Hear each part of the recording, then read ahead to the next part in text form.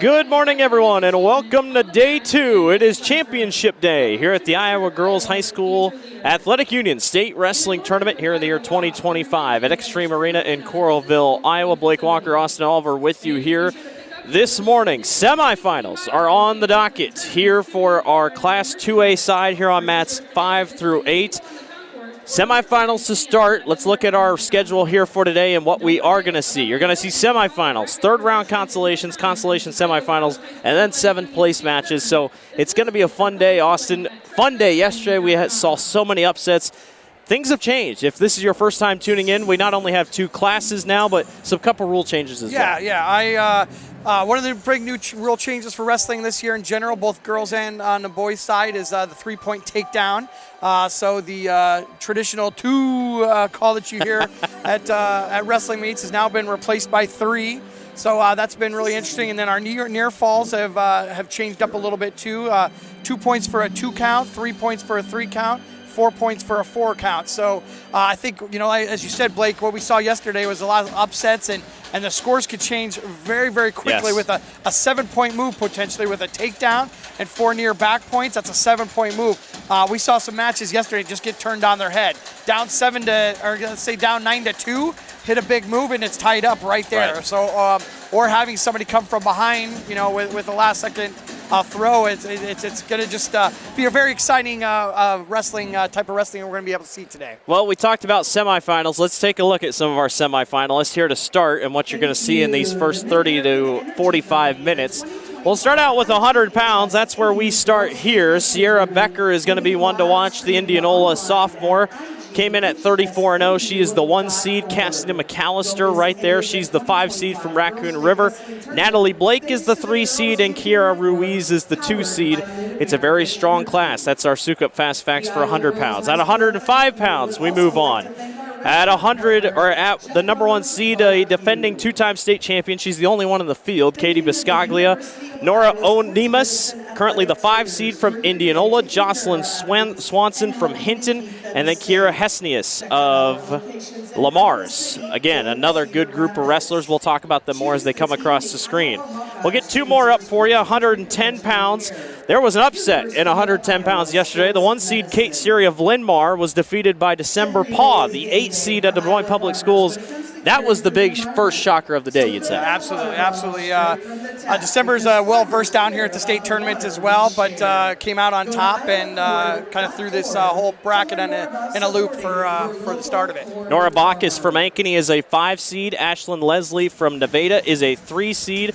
And then Taylor Streif, 2 seed from Bettendorf. And then finally, let's take a look at 115 pounds for our Sukup Fast Facts. Abigail Meyer of Pleasant Valley, the 1 seed, your 2023 state champion. Libby Stocks out of Waterloo West, she's the 4 seed. Olivia Hollum from Cedar Rapids Kendi, she is an 11 seed, one of 7 double-digit seeds to make the semifinals in both 2A and 1A. And then Lauren Witt, another talented wrestler, she is the 2 seed out of Cedar Falls. So it is going to be a fun morning. We're going to move right along here. Semifinals, we'll focus on our semifinals mostly. We'll still give you updates if we can on the other consolation rounds, but Austin and I will be focused on semifinals as the morning goes on. We'll step aside for a quick break and be back for the start of your semifinal round here at the 2025 Iowa Girls State Wrestling Tournament on the Girls Union Digital Network, powered by Mid-American Energy Company.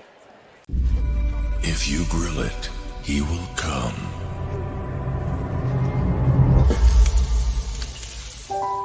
Hey.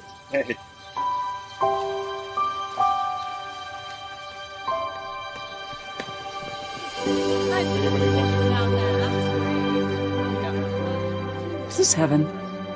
Nope. It's fairway.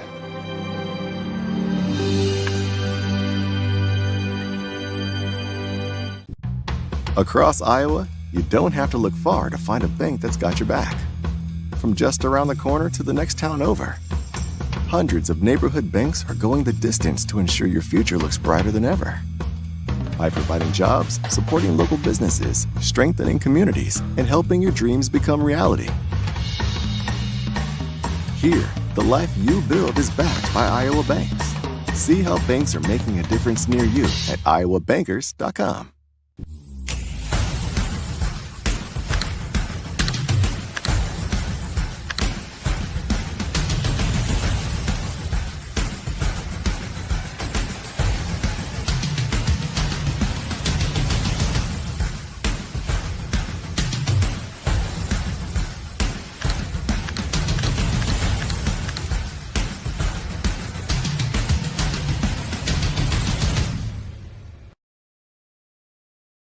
Hello, Iowa. Here's a promise. Wherever you are in this great state, University of Iowa Healthcare is here for you, even if you never walk through our doors. Educating. Great idea. Caring. Let's take a listen. Say on. Leading research. Sharing our expertise with all. That's great. Yeah, perfect. Thank you. Because we believe that UI Healthcare is here to make all of Iowa better.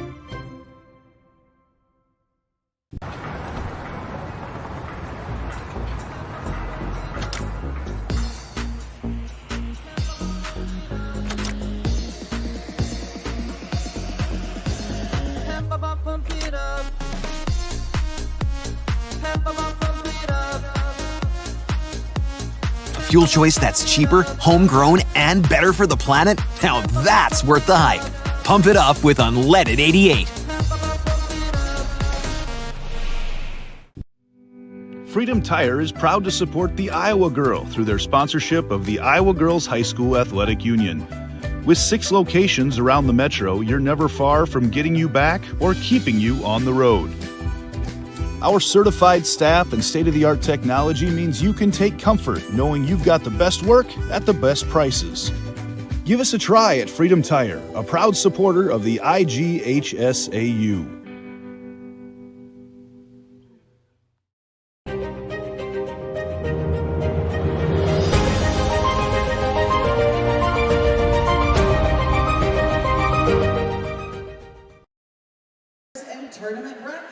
Back here at the 2025 Iowa Girls State Wrestling Tournament, Day 2, Championship Day. Here, ready to get going here in Coralville at Extreme Arena. While we have time, let's keep running through who our semifinalists are going to be. So we move on to 120 pounds. These are brought to you by Sukup, our fast facts of the day. 2A semifinalist, April Halsor, the 1 seed out of Cedar Falls. Tegan Robertson, the 5 seed out of Ridgeview. Trudy Hagg, the 6 seed out of Ankeny. And then Ava Smith of Lewis Central. She is the 2 seed. On to 125 pounds. Your semifinalists are as such. The number 1 seed, Emerson Gregg out of Lewis Central. Anna O'Rear, West Delaware, number 5 seed. Elise Engebretson out of Ankeny, a 6 seed. And then Camille Schultz of Waverly Shell Rock. She is the 2 seed, and she is the defending state champion at 125 pounds. 130 pounds looks like this. Mackenzie Childers has been so dominant, 2023 state champion. She is the 1 seed. Arabella Varvel out of Southeast Polk is the 5 seed. Brielle Park of Linn-Mar is the 11 seed, 1 of 7 I talked about. And Callista Rodish of Raccoon River is the 2 seed. On to 135 pounds. Your Sukup Fast Facts look like this. Bella Miller of Dubuque Hempstead is the 1 seed. Lexa Rosevink of Ames is the 4 seed. Lily Stowe of Waverly Shell Rock is the 3 seed. And Cadence Bouchong of Nevada is the 2 seed. One of the few that has gone chalk in the brackets. 140 pounds looks like this. Hayden Bratland of Ankeny, the sophomore, is the 1 seed. Kareen Panya of Lamar's is the 4 seed. Naomi Templeman is the 3 seed from Raccoon River Northwest. And Shaylee Sutherland is the 2 seed from Spencer. Another chalk one there, yep. 145 pounds looks like this for your semifinals, brought to you by Sukup Fast Facts. Mari Mans of Lewis Central, your 2024 state champion, takes on Macy Graves of Cedar Falls. Macy is a 12 seed, that makes it. Diane Gay of Des Moines Public Schools is a 3 seed, and Skylar Slade is a 2 seed. She is the 2024 state champion, or she is the 2023 state champion. I'd argue that 145 2A might be the most competitive in the class. Yeah, looks really nice. Tough, 2 undefeated wrestlers at 1 and 2. It's going to be a good day. At 155 pounds in Class 2A, your semifinalists will look like this. Haley McGrew of Ankeny, the 2024 state runner-up. Amazia Twilley of Burlington. She's a 13 seed freshman making it to the semifinals.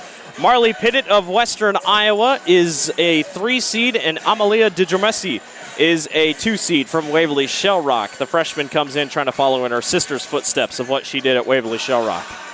In 2A, 170 pounds, your semifinals look like this. Autumn Ellsbury, the 1 seed out of South Tama. Casey Stone, a 12 seed out of Waverly Shell Rock, makes it. Isabella Taylor out of Anamosa is a 6 seed, and Giselle Smith out of Indianola is the last seed. Trying to figure out where I got Giselle. 7th seed. So a little bit of a lower seeded bracket there. That's a wide open bracket right there, except for the 1 seed. So got 3 lower seeds in there, making things interesting. I think you called it. Autumn had a close call yesterday here on mat number 4. Yeah, absolutely. Came back and got a pin. I think she got a pin in there, but very, very close. 190 pounds. Got 2 more left. Your 1 seed, Hallie Boudet of Dallas Center Grimes, is the 1 seed. Cadence Hagen of Boone is the 5 seed. Josie Bishop of Southeast Polk is the 6, and Briar Ludman of Cedar Falls is the 2. And then finally at 235 pounds, it looks like this. Ella Brown, the 1 seed from Cedar Rapids Kennedy. Delilah Subson of Ottumwa is the 5 seed. Ania Smith of Mason City is the 3 seed, and Mackenzie Aarons of Nevada, your 2023 state champion, is your final at 235 pounds at a 2 seed. All right. I didn't think I'd be talking that much that early in the morning, despite starting, but we ran through it. Yeah, things are starting to get a little pumped up here as they're starting to pump the music up a little bit, trying to get the crowd involved. Wrestlers are starting to take in the mats here for these first matches. The electricity here in Extreme Arena is definitely amping up here for sure. Well, and just like that, I mean, we set the championship literally right here in front of us in the first 10 minutes, so that's all you need to know. So it'll be interesting to see how things go. Let's send it up here to our PA announcer. Listen in to our opening ceremonies. 448 girls begin this tournament, and by the end of the day, we will crown our girls wrestling champions. We know you all love watching girls wrestling, so much that yesterday's attendance for session 1 was 2,293, and session 2 was 3,427. For today's action, you will be able to follow the bout numbers on the big screens located on both ends of the arena. The Class 1A semifinals will be wrestled on mats 3 and 4, Class 2A semifinals on mats 5 and 6. The consolation matches will be on the outside mat. Fans, at this time, we ask that you please join us and direct your attention to the flag as we honor America and those who protect our freedom with the playing of our national anthem.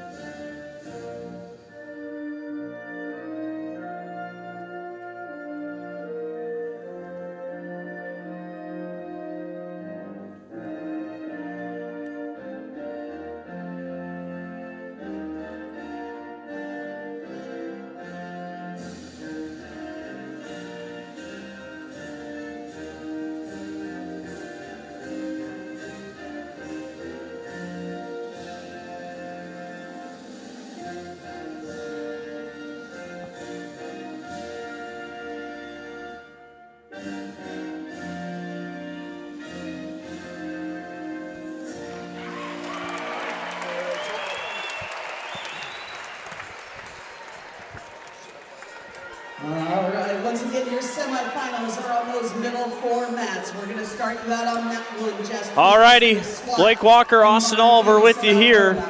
3rd year of this, and finally we get to 2 different classes, and now it is time to set the championships of our first official 2A championships we've ever seen here at the state tournament. We are in for a good one today. Mat number 5, your first semifinal, is Sierra Becker of Indianola taking on Cassidy McAllister of Raccoon River Northwest. Mat number 6 is Natalie Blake of Cedar Falls taking on Kiara Ruiz of Spencer. And just like that, we are underway here on mat number 6 between Blake and Ruiz. The winner advances to the championship. Becker and McAllister also just got going on mat number 5. Mat 5 and 6 looks like almost a mirror image of both wrestlers. We got a black singlet and a purple singlet on each match here, as we've got a headlock potential here on mat number 6. It's not enough for points yet for Natalie Blake. There, she gets it. Natalie Blake with a 3-point takedown, and Natalie takes the lead, the 3 seed. Ruiz being very aggressive with that headlock there, trying to get something happening here right away at the beginning of the match. Natalie Blake is the 3 seed. The 2 seed, Kira Ruiz, is who she's going up against.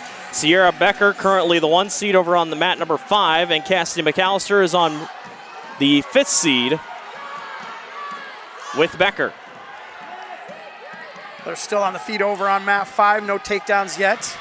Just about to cross a minute gone by. There's your first attack. That's going to be by Becker. Meanwhile, here on mat number 6, Natalie Blake still trying to hold control over Ruiz.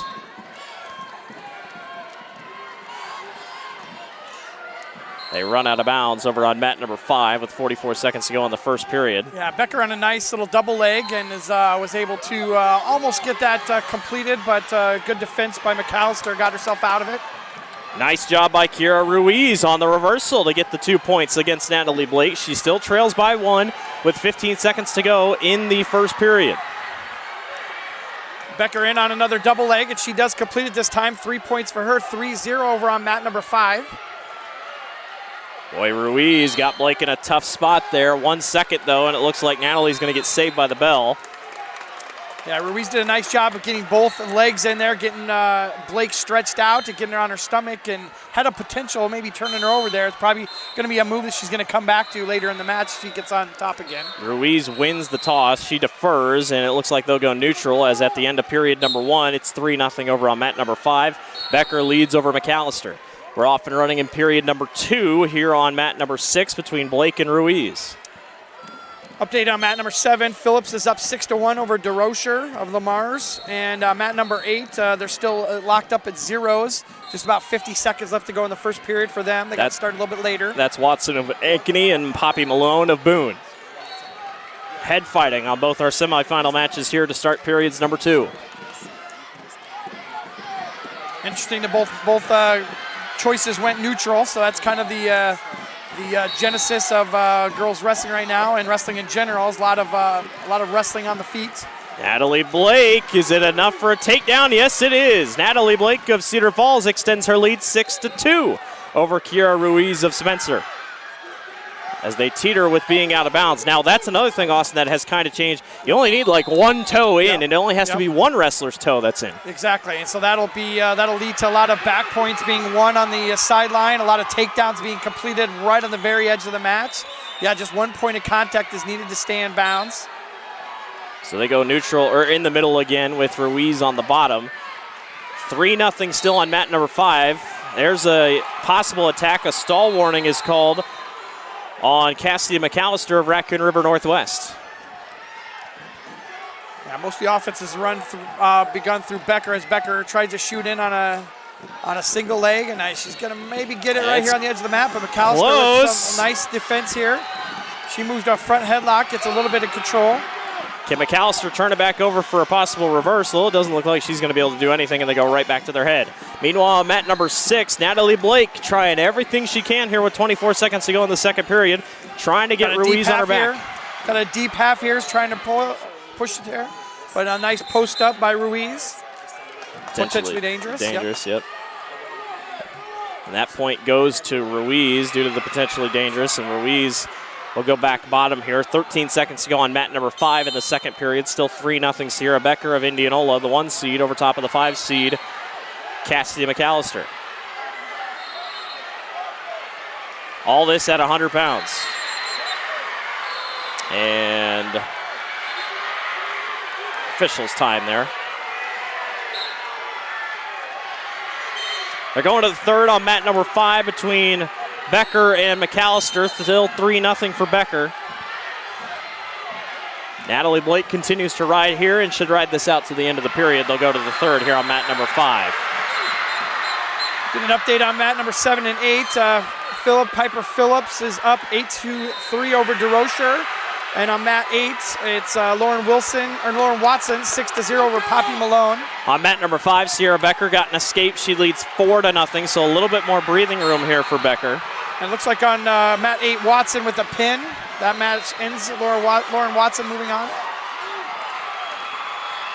They started the third period here with Natalie Blake on the bottom here on mat number 6 with a 6-3 lead. She's clinging to it. I think Ruiz has an opportunity here because right at the end of that first period, she got that reversal and was making some room there, or making some things happen with back points there, but just ran out of time. She's trying to turn her, but Natalie staying persistent on the bottom. Still a lot of head fighting over on mat number 5. Here's that position that she ended up the first period here on mat 6 here with the legs in and get Blake stretched out. She's going to try to roll the wrists under and get a half Nelson, but Blake gets out of that, gets back up to her neutral position. We got a stall warning called on Becker this time, so two stall warnings called on both players, or both wrestlers there in that first, now third period. 4-0 still, Becker leads, trying to close in. Both matches here are under a minute left. They've both gone to 3. They've both been phenomenal. Is there anything left in the tank?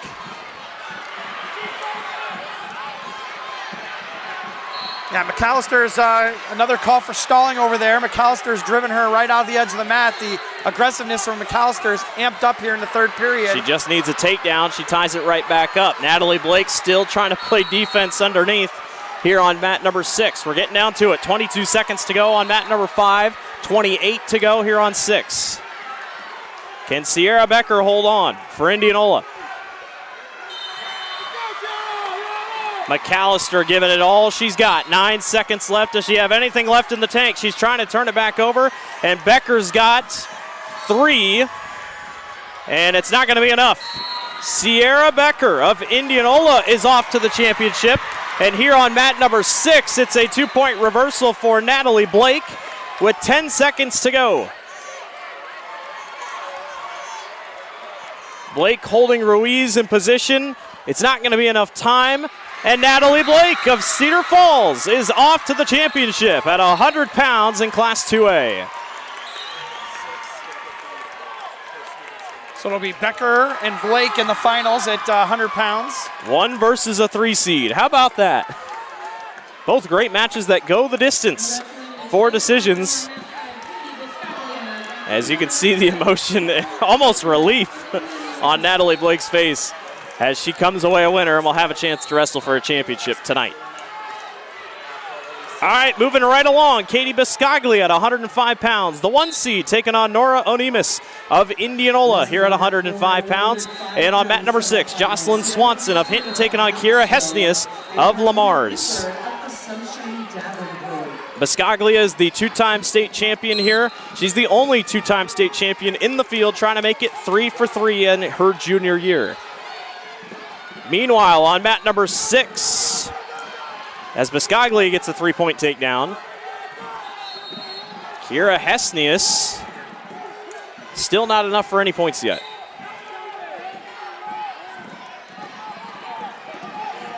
Hesnius of Lamar's is the 7 seed. Swanson is the 3 seed. Biscaglia is the 1. And Onimus is the 5. Yeah, mat 6, that's a freshman up against a senior. So as it happens sometimes at these lower weights, well, it happens all over the place, but more apt to happen at the lower weights. Biscaglia currently leading 3-0 with 50 seconds to go in the first period. This one just about to cross 1 minute gone by here on mat number 6. As we keep an eye on your semifinals, your quarterfinals are also on the screen.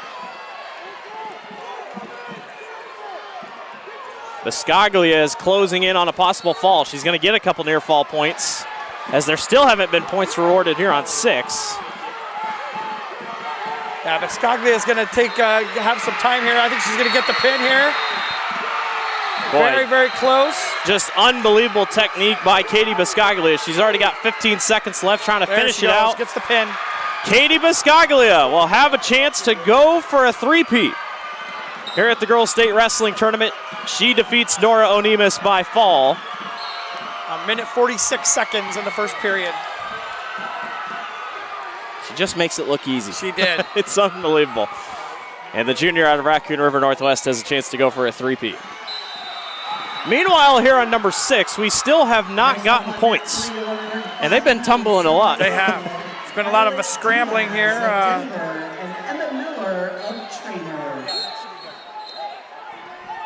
As they get to the end of the first period, or second period on here, or first period, excuse me. Mat number 5, new wrestlers on the mat. We'll get that to you here in a second. This is a semifinal for 110 pounds. This is December Paw of Des Moines Public Schools taking on Nora Bacchus of Ankeny. Bacchus is the 5 seed. December Paw is the 8 seed to upset Kate Seary. Already had an article about her in the Des Moines Register. They're very quick on it. Yeah, I'm sure these guys have met up over the course of the Yeah, season here. I'd with, assume both so. being from the metro area, but I'm not positive here. We finally got points on mat number 6. It's a reversal for Kiera Hesnius. She takes the lead 2-0 here over Jocelyn Swanson of Hinton. As Paw and Bacchus fight up top at 110 pounds on their semifinal on mat number 5.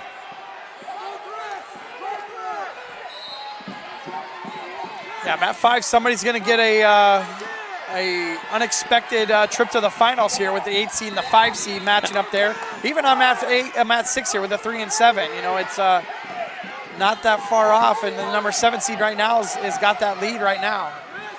Bacchus trying a couple of shots against December Paw, nothing going here. On mat number 6, Hesnius seems in control of Swanson for the most part here. Swanson just trying to get out, and they call it out. I'm surprised they did, but must have lifted her leg off, so they'll go neutral. Or in the middle, I should say. Still no score in the first period on 110-pound semifinal on mat 5 between Paw and Bacchus. And 53 seconds to go on mat 6 here between Hesnius and Swanson in period number 2. And it looks like they're going to go the second period, no score over on 5.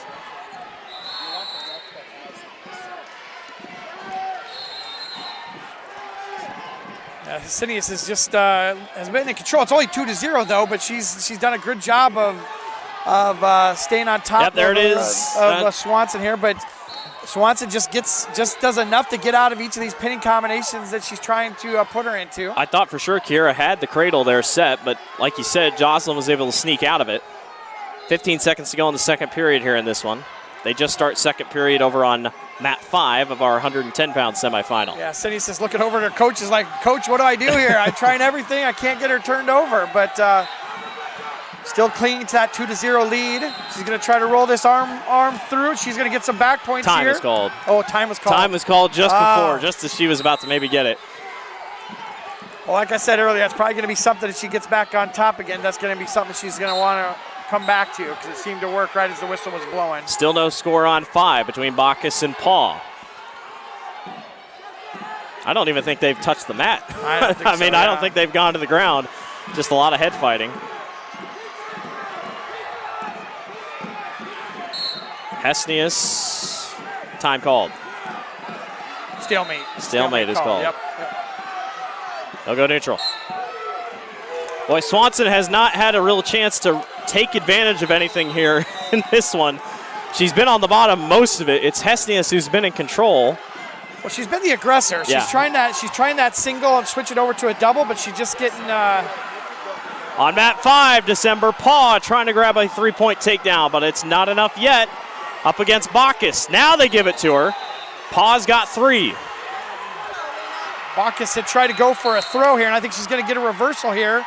I think they might have called that takedown just a touch too early because Bacchus came right up right as they were going to give that call, and so Bacchus will get the now reversal. they're out. Yep. Stall warning is called on Hesnius with 1 minute to go as she grabs the 3-point takedown and now takes a 5-0 lead.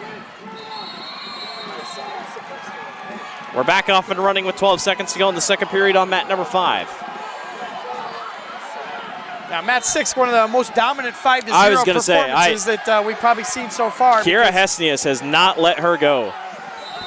And Swanson's run out of time. Yeah, she has just been in control the whole time. Just haven't scored a ton of points, but just been in control the whole time.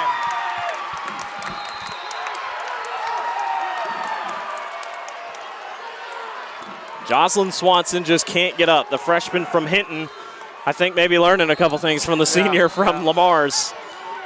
Over on mat 5, Bacchus chooses down for the third period, so she'll be looking to even up the score if she can get an escape there. It'll be a 3-3. Oh, right here. Gonna get a couple near fall points and extends the lead. And just like that, the senior out of Lamar's, IGHSAU, is off to the championship at 105 pounds. There on mat 5, they did tie the score up. Bacchus does get up to her feet and gets the escape. What a performance by IGHSAU of Lamar's. She'll have a chance to wrestle for a championship tonight. Eyes on mat 5 where it's 3-3. Not been a lot of give, not been a lot of take over on that mat number 5 for that semifinal spot at 110 pounds. Yeah, just that takedown that was given was a really quick takedown, and the reversal there almost immediately. So the points that were given in about a 10-second little span of time. Already, Ashlyn Leslie of Nevada with the 3-point takedown over Taylor Streif of Bettendorf. And Leslie is trying to make this quick. That's one of those 7-point moves that we talked about. Went right to a throw, took her right to the back with a nice headlock. Streif's got a ton of work to do here, and she does get out of it. Boy, Taylor's really strong. They give her the near fall, so that's 7-0 already for Leslie. 28 seconds to go on mat number 5 between Paw and Bacchus. The Des Moines girls going at it. Does Paw have enough time, or will they be headed to overtime?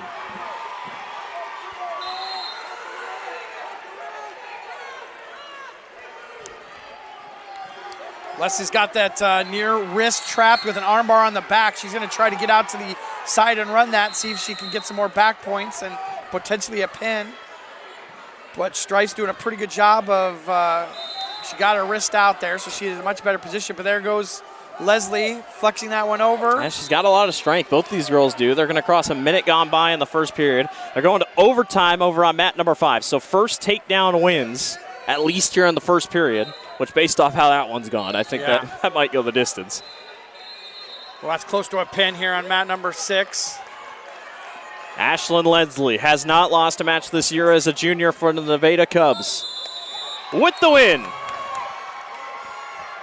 by fall, Ashlyn Leslie of Nevada is off to the championship at 110 pounds. How about that? She was in control of that match from the very beginning. Hit the headlock for a 7-point move. Got another 4-point near back points there at the end. Aggressive wrestling there. Nice job. On mat number 5 in overtime, 19 seconds to go at 110 pounds. Still nothing between Bacchus and Paw.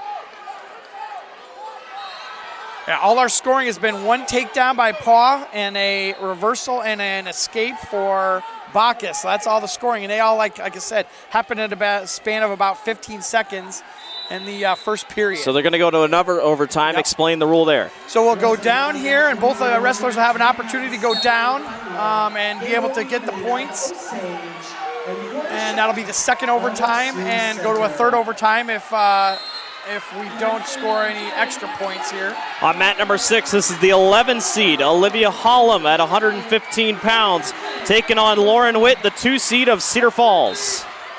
And Hollum is moving.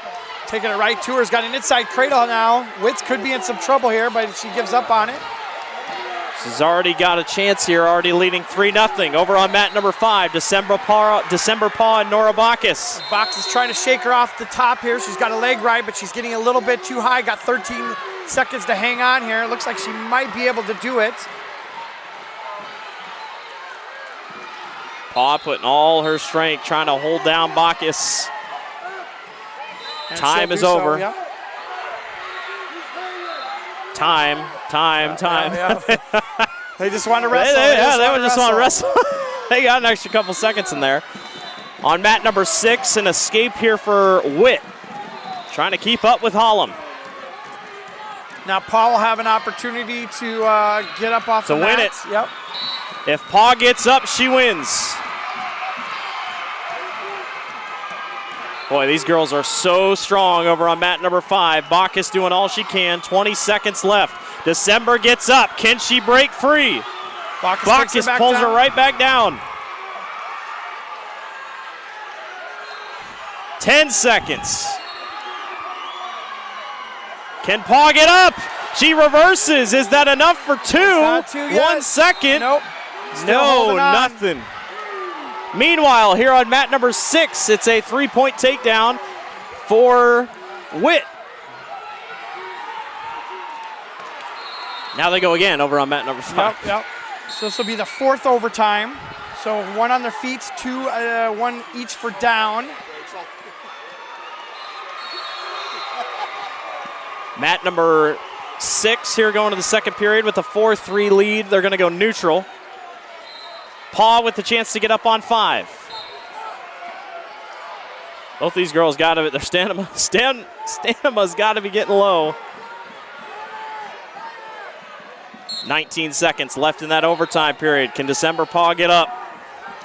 Bacchus right there hanging tight. Winner advances to the championship at 110 pounds. Paw trying to get up. Is that enough? Nope, she switched over to the single. She can hold on to that for 2 more seconds. She's going to survive. Wow, Nora Bacchus hangs on for this period. Now she has a chance to win it. And if Nora escapes, it's over. The officials are going to talk about it here over on 5. What do you think? I thought there might be a rule that after that 4th overtime that it's a sudden death if she rides her out, but. So Paw gets 1. What is that? Yeah, so. Oh, that's it, yeah. So that 4th overtime, if she can hold her down, she wins the match. That's it, because that's it. Yeah, it's a sudden death at So that Nora point. Bacchus of Ankeny is off to the championship at 110 pounds. Unbelievable match. That's a tough way to lose. Yeah. But I mean, it's wrestler against wrestler. I mean, that's the beauty of this sport is that it's just one person out there against one person, and you can control what you can control. Nobody else. There's no other variables other than the referees every little bit. But that's the beauty of the sport. It's a tough break for December Paw, but what a story, defeating the 1 seed, and she'll have a chance to wrestle back and get some spots. Meanwhile, here on mat 6, it's a 3-point takedown for Lauren Witt, now leading 7-3. On mat number 5, 115-pound semifinal, Abigail Meyer of Pleasant Valley taking on Libby Stocks of Waterloo West. Semifinal out on mat 3, Mariah Michaels of St. Ansgar and Erica Irvine of Don Bosco. 26 seconds to go in the second period there. Here on mat number 6.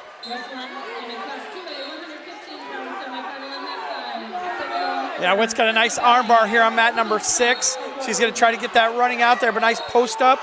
I don't know if it's going to be enough as Halam's giving up some back points here. Yeah. As Witt's going to extend her lead. This is going to be maybe a tough one for Halam to get out of. Hollam's going to get saved by the bell. It's going to be 4, though, so 11-3. Hollam jumped out to the early blitz of a 3-point takedown, but good response by Lauren Witt as they battle tough over on mat number 5.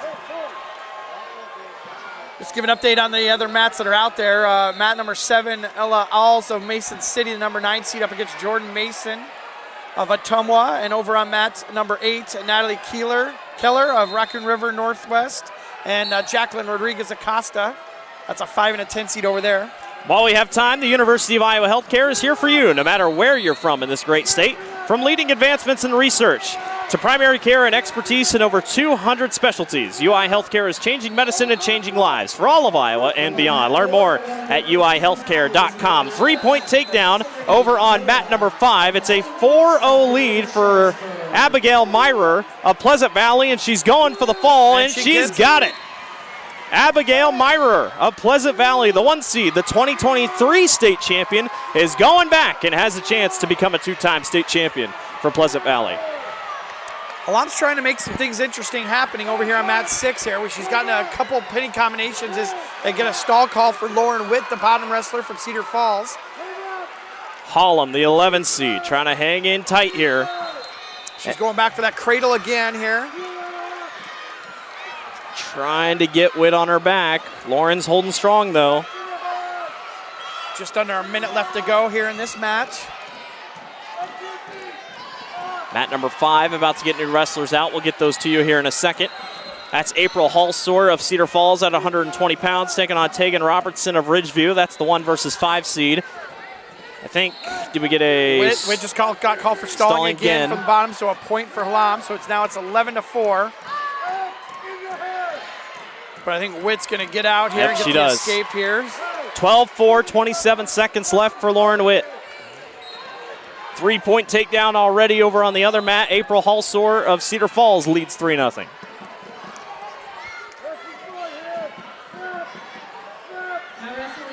It's getting late over on mat number 6. 10 seconds to go for Lauren Witt. She got blitzed early, got down 3-0 after the takedown of Olivia Hollum, but it's not going to be enough. Lauren Witt of Cedar Falls is off to the championship at 115 pounds in Class 2A.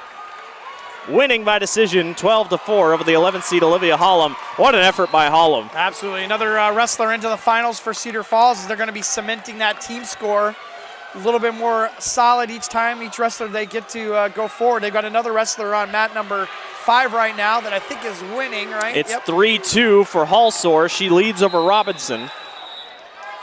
And Robertson's doing all she can underneath currently. It looks like Halsor just got another takedown, so 5-2 over there. But I've noticed that Robertson there has been gone for 2 throws already, so that match could turn on a dime if she does happen to get one of those throws moving in her direction. Mat number 6, Trudy Hag, the junior out of Ankeny, taking on Ava Smith of Lewis Central. That is a 2 seed versus a 6 seed here on mat number 6 for your semifinals at 120 pounds. Both mat 5, mat 6 are now the same weight class.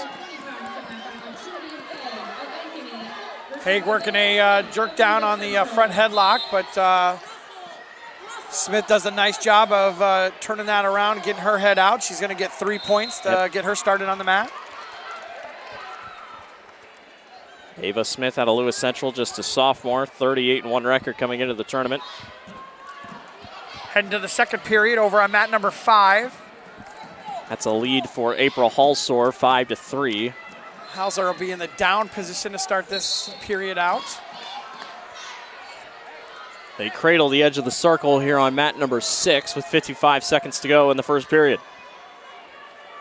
With Smith of Lewis Central on top. A 2-point reversal. That was really quick for April Halsor. She leads 7-3 over Robertson of Ridgeview. That's a senior versus a sophomore. Hogg gets to her feet and then gets taken immediately back down to the mat. 1:35 to go in the second period over on mat number 5. Still a 7-3 lead for April of Cedar Falls. I tell you what, Ava Smith is doing all she can to try to get Ankeny's Trudy Haig on her back here.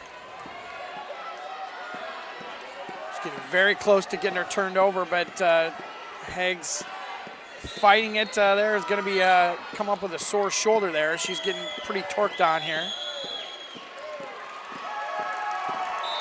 We're going to the second period here on mat number 6. Still 3-0 lead. And if you're Trudy Haig, you'll take that after what felt like a dominant first period by Smith. Smith will they'll defer to Smith, and Smith will take down for the second period. They're about to go out on mat number 5, and they do with 43 seconds to go in the second period.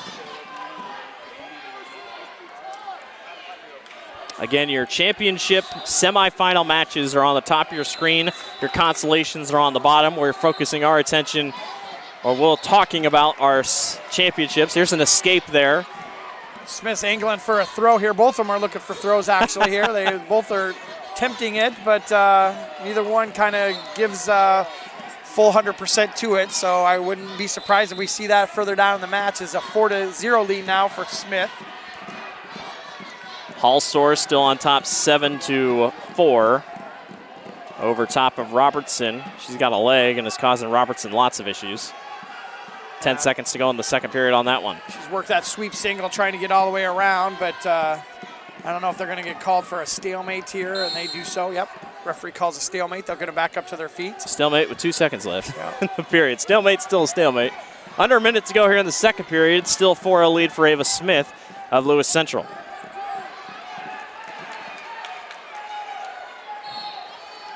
In front of a sold-out crowd here at Extreme Arena today here in Coralville on Championship Day. Setting your championships currently.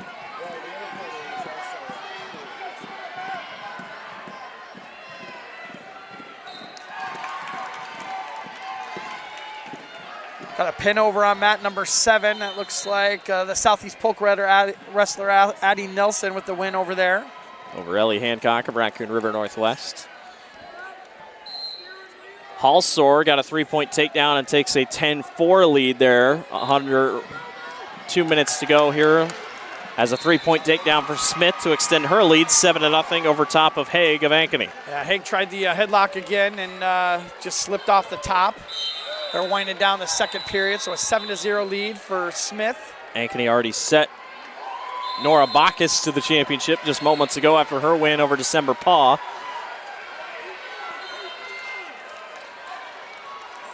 .120 to go in the third period over on mat number 5. 2 minutes on the clock here in the third on mat number 6.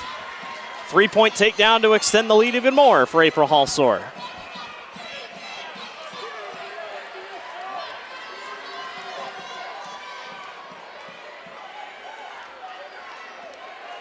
Smith looked really good in that first, and then has just kind of been, I think a little bit better defensively as Haig. As on mat number 5, April Halsor is looking for the fall up against Tegan Robertson.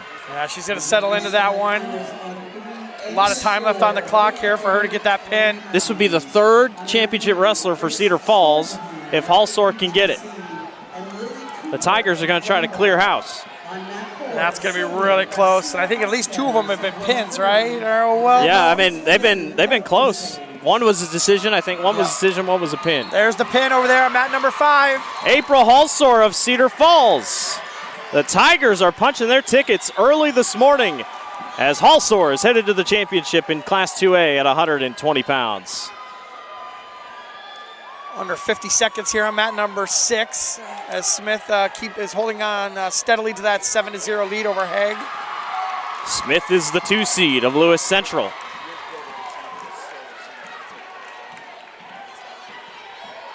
.30 seconds to go on mat number 6 at 120 pounds. The winner will face Halsor in the title.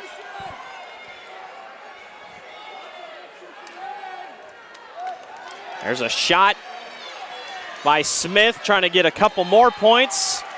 She's got it. Make it 10-0 for Ava Smith. Now wrestling at 125 pounds semifinal on mat 5 from Ankeny. 5 seconds left.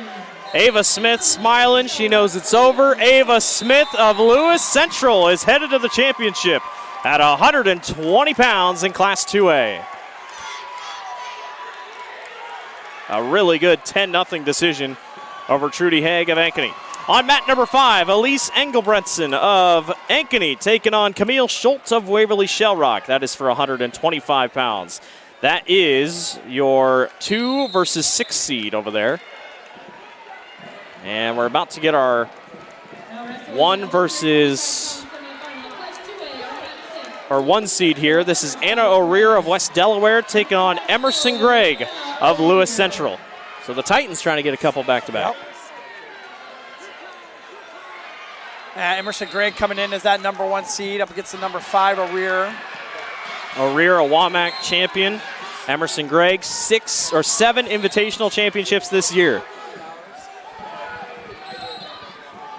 And over on the other mat, Engelbretson of Ankeny, 42-5 record this year for the senior, and Camille Schultz of Waverly Shell Rock, 44-3. Schultz is the defending state champion. Gregg with the early takedown on mat number 6. Got to work in a crossface right now, trying to roll that far shoulder underneath. Looks like she's looking to lock up a cradle here. She does have it locked up. She's going to be settling down. She's got plenty of time here. 1:10 left to go here in the first period. She's looking to get some back points and then potentially a pin.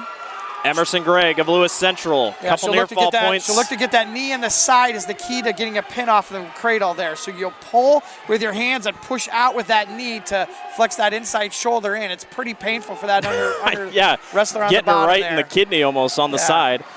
And then she'll switch over to a reverse half, and she may lose it here, but looks like she's trying to hold on here.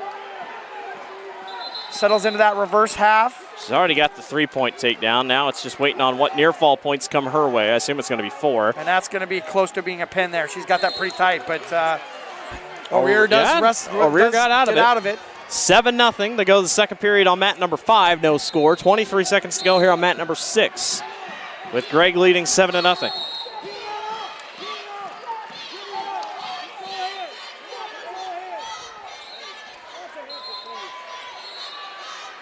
Camille Schultz starts on the bottom to start period number 2 over on mat number 5. O'Rear's got an escape at 7-1. And that will do it for the end of the first period here on mat number 6.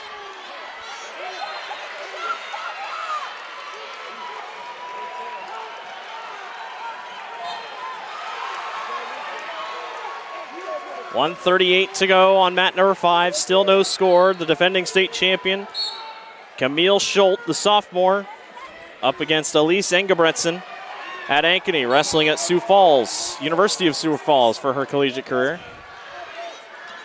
That'll be the first points of the match there, 1-0. A couple Waverly Shell Rock wrestlers here in the semifinals. Lewis Central here on mat number 6, trying to go for back-to-back in the semifinals, after Ava Smith just punched her ticket to tonight. Lewis Central's got a wrestler on mat number 8 as well that'll just be getting started, Castigliala. One of the coaches just went over there to go and coach that one. Yeah, mat number 6 here, we got a little change of pace here as O'Rear just got the 3-point takedown. Yep. And Schultz just got the takedown up against Engebretson. And she's trying to maybe go for a fall. But Engebretson says no. He gets right back up. Does get the escape. Boy, Anna O'Rear, got Gregg in some trouble here. Don't look now, but the West Delaware Hawk is trying to upset the 1 seed. She's stacking up that arm bar, but eventually gets off, loses the arm bar here, but she's definitely putting the pressure on. Still a ton of time here in period number 2 for her to make something happen. Yeah, she's got 40 seconds left. Heck of a recovery here by the junior O'Rear. A stalling call on the bottom wrestler, so Gregg's been called for stalling here, and that arm bar here is super far up on the back here. Gregg is in trouble here. She keeps pushing that over. Got that far wrist too. Time might be her friend. She's got 22 seconds left as she can hang on. Flips over. Here comes a couple near fall points to Anna O'Rear, and Anna O'Rear of West Delaware upsets the 1 seed. Emerson Gregg, and O'Rear is headed to the championship at 125 pounds. Whoa. Oh my goodness. She worked that arm bar. Great camera work by her camera guy there, getting right in there, being able to see exactly that pinning combination that she moved, she was working. Just stuck with it. Lost it once, came right back to it, had that wrist and the arm bar, and just she fought it, and there was just that one key turning point where she flipped her over and got the win. The coach's emotions say it all.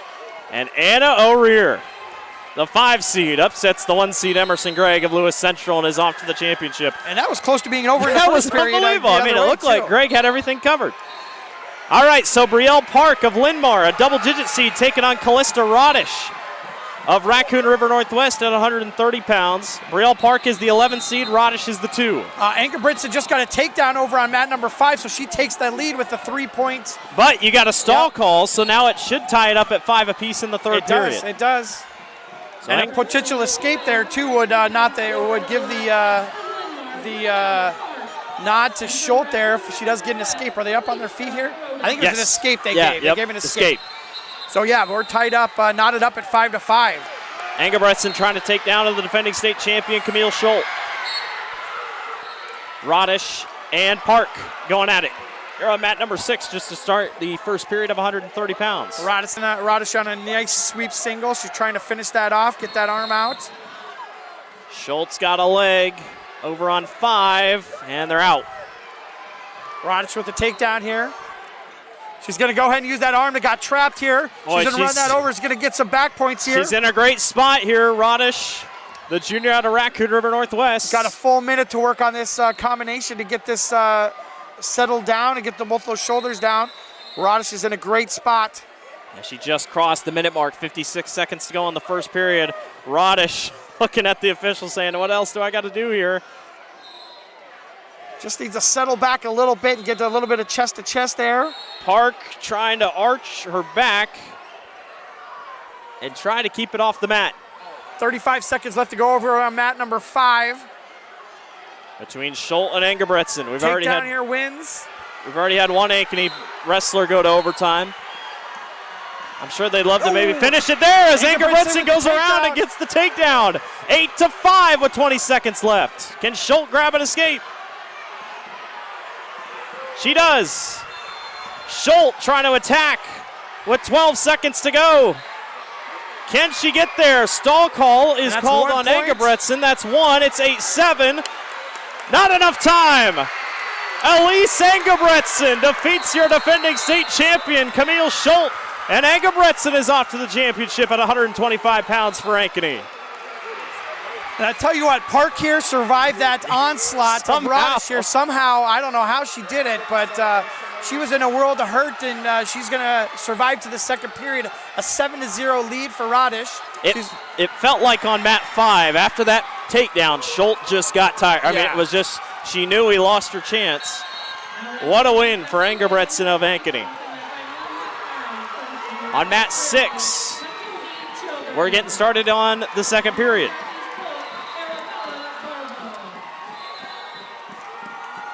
That was a little bit of chaos there at the end. 8-7 win there, and another stalling call could have easily come with just how that end of that match was going. But Engebretson holds on and is able to get that win and get to the finals. At 130 pounds now, both matches are. This is Mackenzie Childers, the 1 seed out of Prairie, taking on Arabella Varvel of Southeast Polk. That's the 5 seed. And Childers already has a 3-0 lead. Mackenzie is very good. Yes. 47-0 record this year. Now she's already got a solid armbar here. She's going to be rolling that around to see if she gets some back points, and she's going to do so. She was the 2023 state champion. Here on mat number 6, Radish is going for the fall. She's going to get a couple near fall points. And on mat number 5, Mackenzie Childers gets the fall, and so does Callista Radish. So Radish of Raccoon River Northwest is off to the championship at 130, while she will face Mackenzie Childers of Cedar Rapids Prairie, who also wins by fall at 130 pounds. That's going to be a good-looking match. That is going to be really 130. good. Both looked very dominant in there. All right, we can catch our breath for a second while both matches are running through. This is another good weight class, 135 pounds. On mat number 5, Bella Miller of Dubuque Hempstead taking on Alexa Rosevink of Ames. Miller has only wrestled 8 times this year. Number 1 seed. And then Rosevink of Ames, 39-3. I tell you what, Rosevink had a good slot there. Then on this match, on mat 6 at 135 pounds, Lily Stowe of Waverly Shell Rock taking on Cadence Bouchon of Nevada, who finished 3rd on the podium in 2023. I tell you what, Rosevink isn't looking too bad over on mat number 5.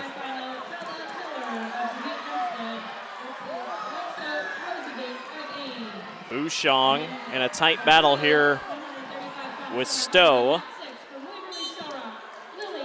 They'll go neutral. I think Bouchon is sporting some, SpongeBob socks there? That's we got Patrick. We got Patrick on the socks. Good sock game, good shoe game all across. They go neutral over on mat number 5. Rosevink's holding her own.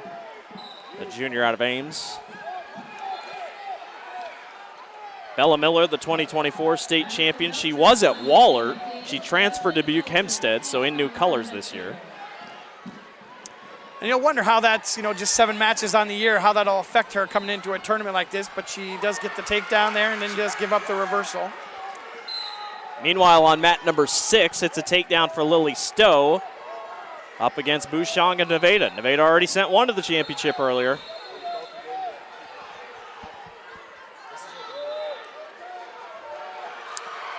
Boy, Rosavink able to turn it back over, and Rosavink is up 4-3. Now it's a chance for the fall. Holy cow! Lexa Rosavink defeats the defending state champion Bella Miller by What a turn of events. What a turn of events. Rosavink gave up the early takedown. Are you kidding me? And then just put this whole bracket on its head. Oh my goodness. And just like that, Rosavink of the Little Cyclones is off to the championship at 135 pounds. I mean, that was like that. It was lightning. That's the joy and the despair of wrestling. You know, it can be the highs and the lows of the lows in just a split second. It could go from feast to famine. So they go to 140. Meanwhile, we go to the second period here on 135 on mat number 6 with Stowe on top of Bouchong 3-1. On mat number 5, Naomi Templeman of Raccoon River Northwest, the 3 seed, taking on Shaylee Sutherland, the 2 seed out of Spencer. And already a 3-point takedown for Naomi Templeman. And it's 3-1 after the escape. Bouchon trying to go for a trip there with the front headlock, but Stowe's able to stop that and make her go to something else. Templeman got the early 3-0 lead. They go out of bounds on mat 5. .120 to go here on mat number 6. 4-1 lead for Stowe.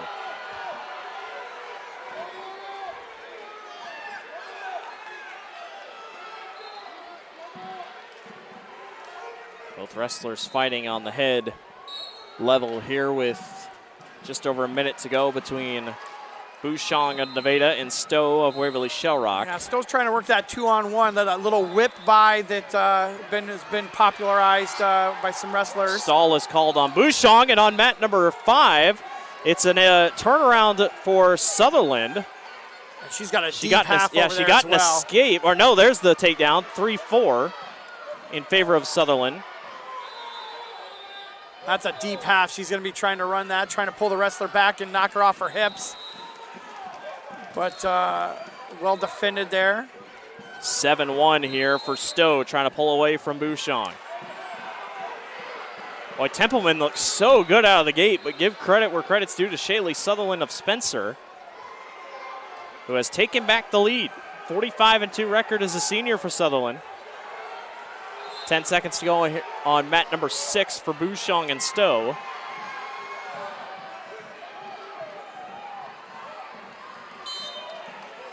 And they will go to the second over on mat number 5 as time runs out.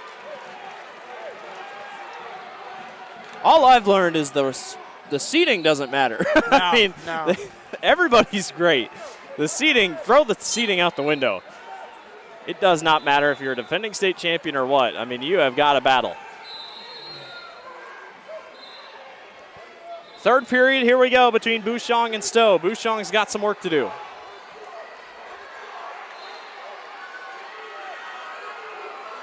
On mat number 5. Still nothing there for Sutherland. We'll go neutral here on mat 6. With 1.5 to go for Lily Stowe of Waverly Shell Rock. Trying to put it in the title. Yeah, she's worked that strong 2-on-1 on both sides here, all pretty much the whole match. Oh, Templeman tried to get up, and that might cost her. Sutherland trying to finish it. Near fall points coming to Shaylee Sutherland. Over on mat 5. Yeah, she's got 1:10 left in the second period. Sutherland does a nice job of being patient there, settling back there, getting repositioned a little bit, trying to get those shoulders flattened out. She's got to be very, very close. It's got to be so close, and there it is. Shaylee Sutherland of Spencer takes down the 2 seed. Or she is the 2 seed that takes down the 3 seed, Naomi Templeman. What a battle. What a recovery by Sutherland, and the 2 seed is off to the championship at 140 pounds. 45 seconds to go on 6. Between Bouchong and Stowe.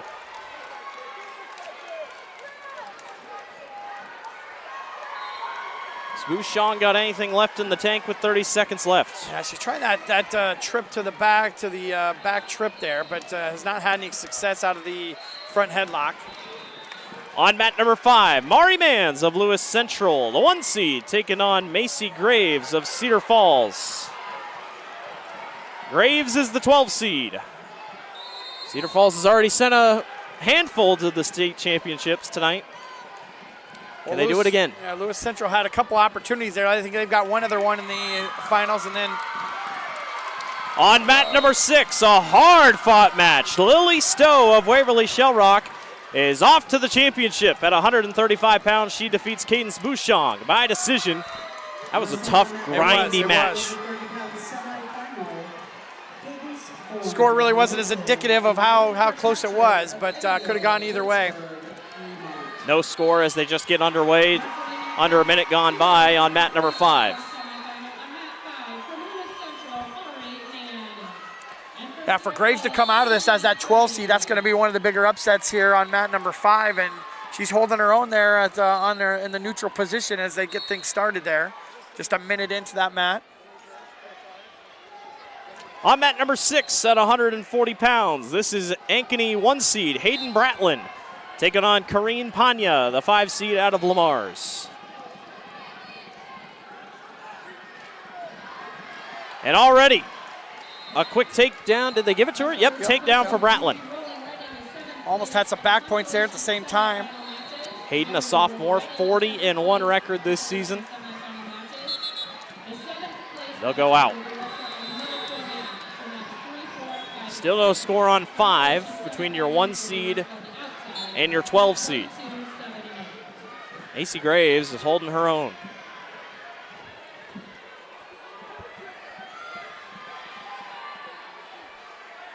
Bratlin in control. There's the escape, though, for Panya. And it's 3-1 here on mat 6. Austin and I are going to take you through these final 2 matches. Then we'll step aside, give it up to our next broadcasters coming up and calling the next hour. They're going to the second period over on mat number 5. Again, make sure to stay tuned here. All your semifinals still right here in a row as we've been going through all morning. Here on the Girls Union Athletic Union Digital Network. They're going to the second on 5.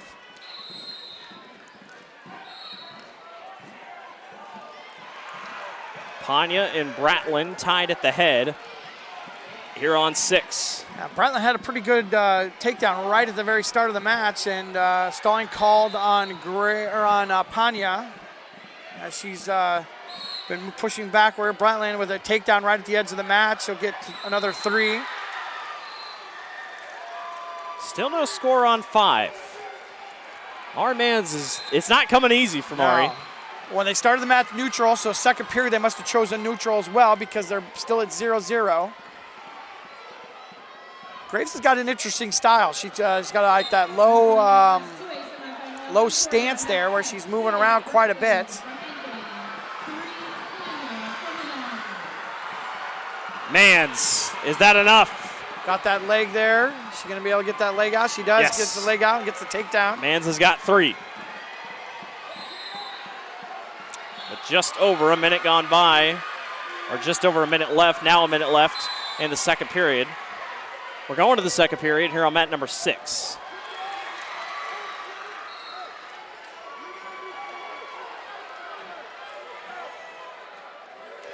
Mans in control over on 5 with 44 seconds to go in the second period.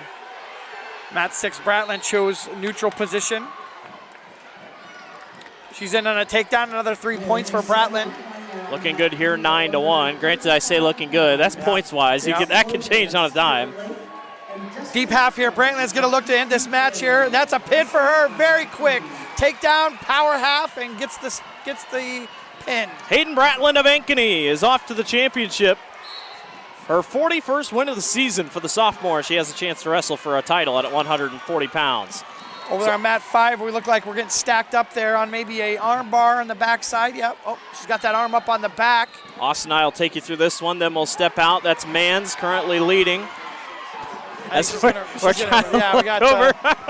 3-0 here, 7 seconds to go. Mans, I don't know if she's going to have enough time. Get a couple back points. Not enough time to get the near fall. Nope, time's out. I mean, she's going to have near fall points. So they're going to give her a 6-0 lead here as they go to the third period. Boy, big upset over on the other side. Cadence Bourne just got beat of Wilton, got beat by Miley Kirkpatrick of Eddyville, Blacksburg, Fremont. That's a big upset. Mat number 6, yeah, we'll still, yep. Here, yep. Diana Gay of Des Moines Public Schools taking on Skylar Slade of Southeast Polk at 145 pounds. Slade is the 2023 state champion. Your 2024 state champion just got taken to the ground with 1:45 to go in the third period. Can Graves do anything with it, though? Did not get the takedown. She didn't even get the takedown. No, I mean, they went to the floor, but they didn't. No takedown rewarded. But Graves definitely putting some pressure. Oh, he did. Did he give her? No, he did not. I think the Lewis Central wrestler thought she gave up the takedown as well. Oh, gotcha. So she went down to referee's position, but they'll be back up on their feet. Just a minute 35 left to go there. Third period. Yeah, so but 7-0 lead isn't out of contention with the 7-point moves as an option here now. 1:30 to go. Graves trying to get aggressive. The 12 seed trying to make it to the championship. We've had a couple double-digit seeds in the semifinals, but on our end, they haven't advanced to the championship.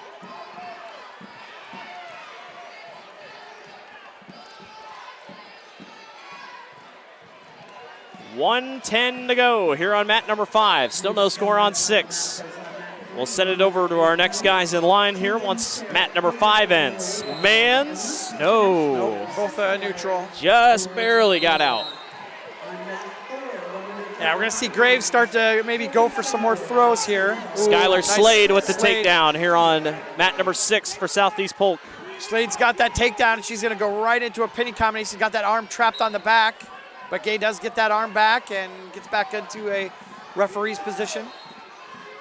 Under 50 seconds to go for Mans, trying to hold off Macy Graves. A 7-0 lead for Mans, trying to go for win number 48 on the year and try to go back-to-back here at the state tournament as a senior. They got 30 seconds to go on mat 5.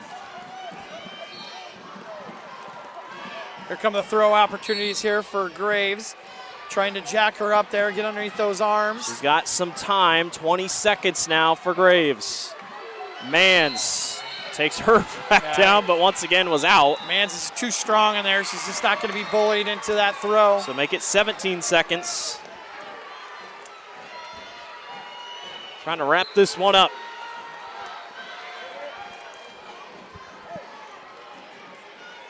Mans with 10 seconds to go. Lewis Central's already sent one to the title. And Mari Mans will have a chance to go for a two-peat. Mari Mans of Lewis Central defeats Macy Graves of Cedar Falls by decision 7-0. And Mans is headed off to the championship at 145 pounds. I'm Blake Walker. He's Austin Oliver. We'll step aside to get these next guys in. We'll be right back. At MidAmerican Energy, we're one company serving 1.6 million people who all need energy that's available 24/7. That's why we work 24/7. That's why we make investments in our systems that make us more resilient to extreme weather. That's why we generate power from all available resources to cover the variables in supply and demand. And that's why when the power is knocked out, we work around the clock to restore power to you. MidAmerican Energy, obsessively, relentlessly at your service. Something exciting is growing on Iowa farms these days. Innovation.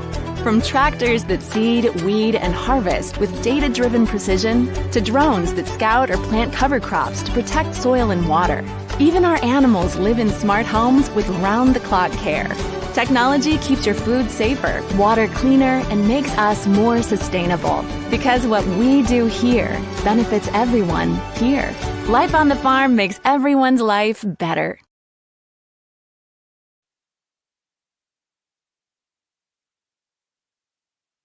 Ellsbury. Darn Danielson with you here at the Girls State Wrestling Tournament presented by the Iowa Farm Bureau. Skylar Slade gets the pin to advance at the 2A 145-pound match.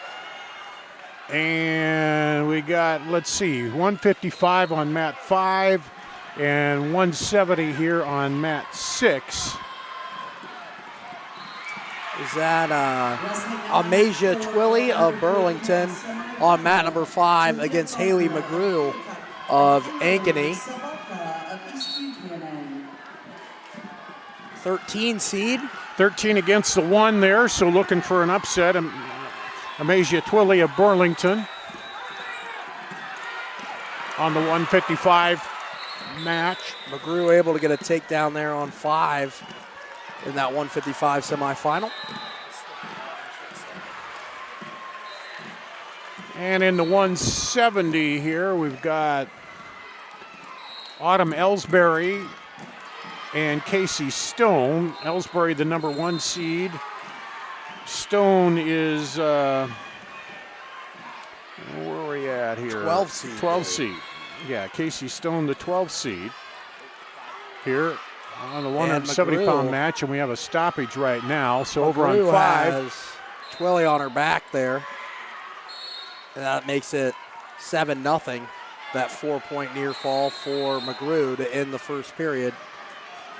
Up 7-0 is McGrew. So the number 1 seed right now on top. Got an injury stoppage here on mat 6. In the 170-pound match. That is Stone, I believe. That is injured on mat number 6. And McGrew working here again. Back on mat 5. She's got her on her back again and gets it done. There's the fall for Haley McGrew. Second year in a row in the finals for McGrew. In the 155-pound match here.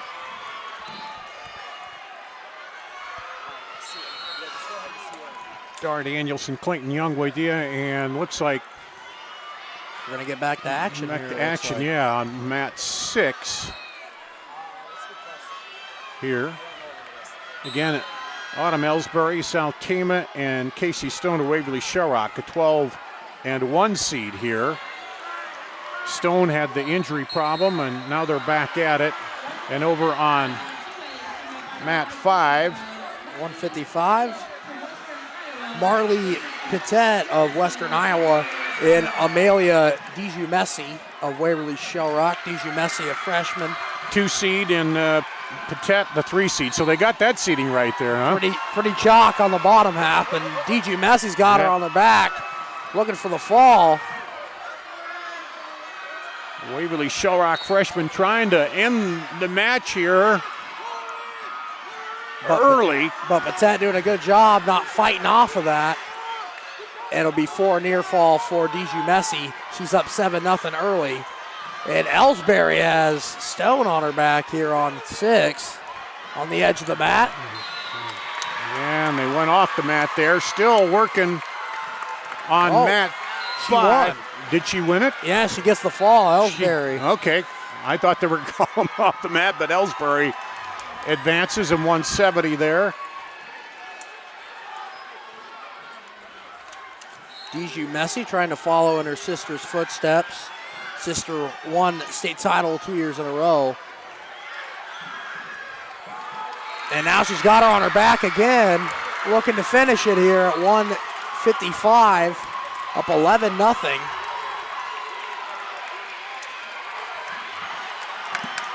That's going to do it, I think. And it's going to be a tech fall for DiGiumessi in the first period. So the Waverly Shellrock freshman advances. We're on a 170 again here on mat 6. It'll be Isabella Taylor of Anamosa and Giselle Smith of Indianola, 6 versus 7 matchup here. Didn't go very chalk here on the bottom side. No, had a few upsets there. Barry Danielson, Clayton Young with you here in the Girls Union Digital Network, powered by Mid-American Energy. As the semifinals hot and heavy here today. And 190 it looks like on 5. It is Hallie Bode of Dallas Center Grimes and Cadence Hagan of Boone. That is the 5 and the 1 on mat number 5. 3-0 over here on mat number 6. Takedown for Smith here early on in this match in the first period. Giselle Smith, and she'll be on top here as they restart with that 3-0 lead.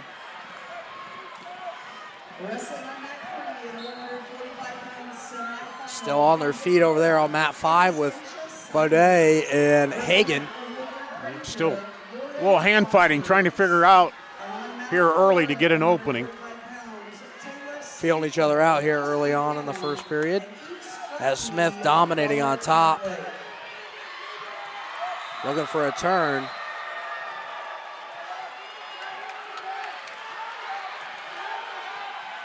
Still linked up there on mat 5.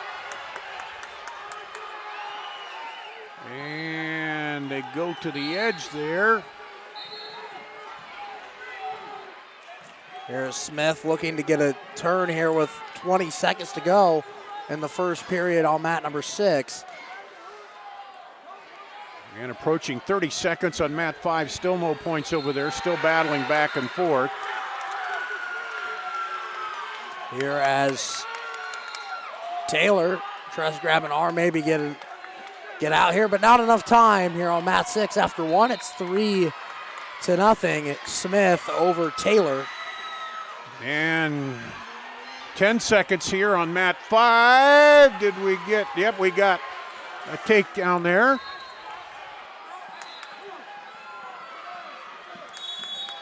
More Bodette.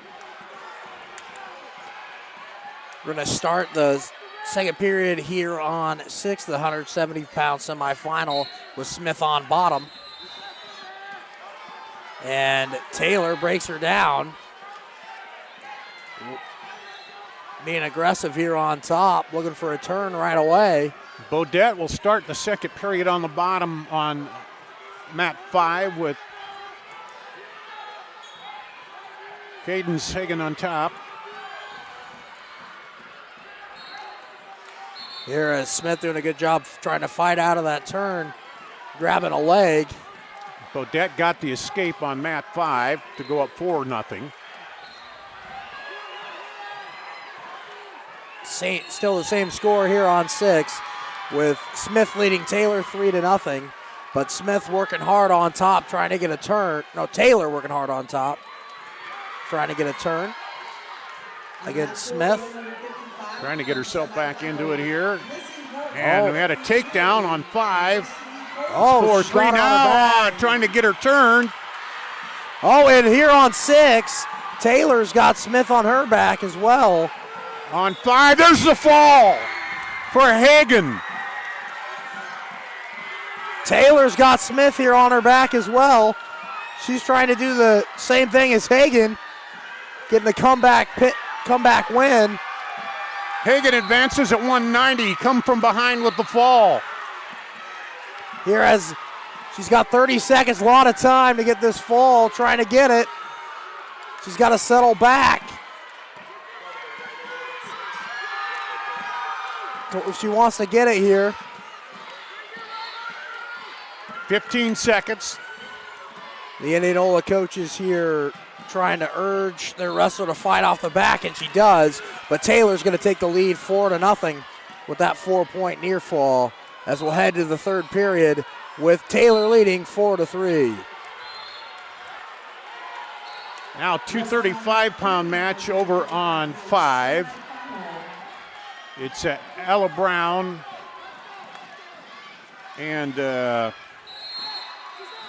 Delilah Subson over there. The Ella Brown, the number 1 seed. Delilah Subson of Ottumwa, the number 5 seed. Brown out of Cedar Rapids, Kennedy. Well, this match here on 6 has been back and forth, hasn't it? Yes, it's been an exciting one here between Taylor and Smith. The winner will face Autumn Ellsbury of South Tama in the finals later on tonight. Ella Brown working on top there, gets the takedown. Now trying to get her on her back. And still working it. Ella Brown with the fall. The number 1 seed moves on at the 235 weight class here in 2A. Still 4-3 on mat number 6 with just over a minute to go in this match, with Taylor clinging to a 4-3 lead over Smith of Indianola. Fell behind early but battled back, didn't she? Yeah, she gave up a takedown in that first period and then got a turn in the second to take the lead. But this has been really tight, really even match here between the 7 and 6 seed here in the semifinals at 170. 30 seconds to go. We're still on our feet. Smith trying to work to get a takedown to take the lead late and punch her ticket to the 170 finals. We'll have a 7th place match here on mat 5 now. As Taylor has 10 seconds to cling on. And is she going to do it? Yes, she will. 2, 1. Isabel Taylor is going to the finals at 170 pounds for Anna Mosa. 4-3. Tight match, fell behind early with the takedown, but came back to win it. And advance. 190 semifinal here on 6. It is Josie Bishop of Southeast Polk and Briar Ludeman of Cedar Falls. Ludeman, the number 2 seed, the junior. Bishop, the number 6 seed, the senior. Bishop looking for another upset here. No score in that 7th place match over on mat 5.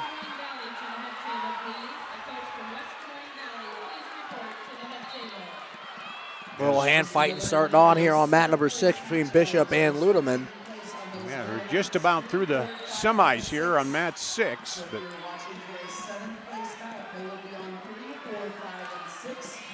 Bishop got the upset over Kiara Rodriguez of Burlington in the quarterfinals yesterday to get here. Ludeman gets a leg.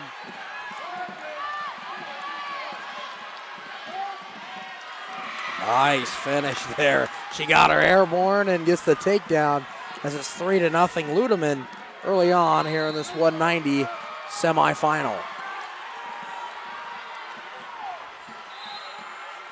The winner will face Cadence Hagan of Boone in the finals tonight. No score yet on mat 5 over there in that 7th place match.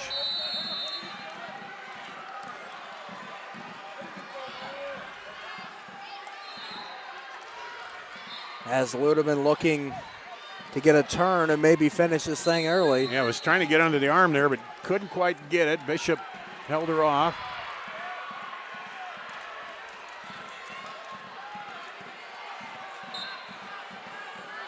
It's going to be a stall warning on Bishop here with 30 seconds to go in this first period.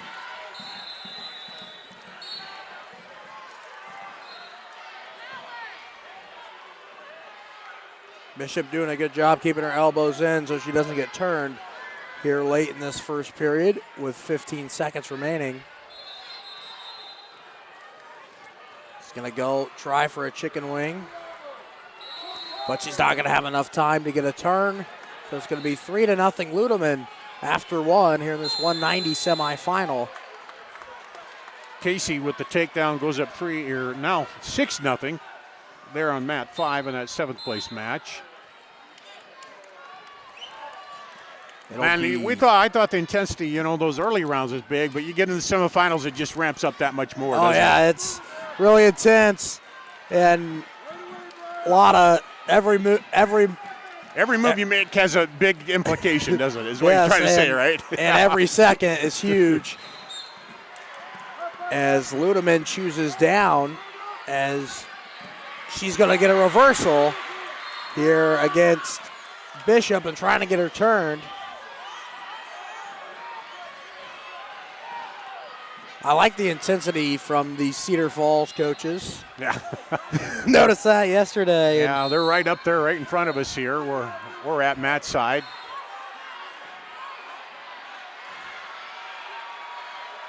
As she's trying to get a turn up 5-0.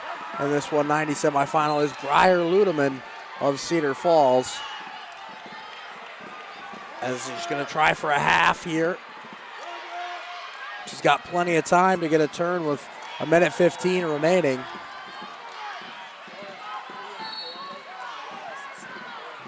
Still 6-0 on mat 5, that 7th place match there, Casey. As Bishop trying to work up to her feet, but gets brought right back down here on 6. Yeah, Ludeman really keeping control, isn't she? Yeah, she's in firm control. She's been dominant the whole way. The score is a lot closer than the match really has been between Ludeman and Bishop. And she's going to try to turn. Yeah, coach is making that rotation motion with her arm, saying, turn her, get her around. As we go under 30 seconds now here in this 190 semifinal. Here, I don't think she's going to get a turn, but she's been very dominant.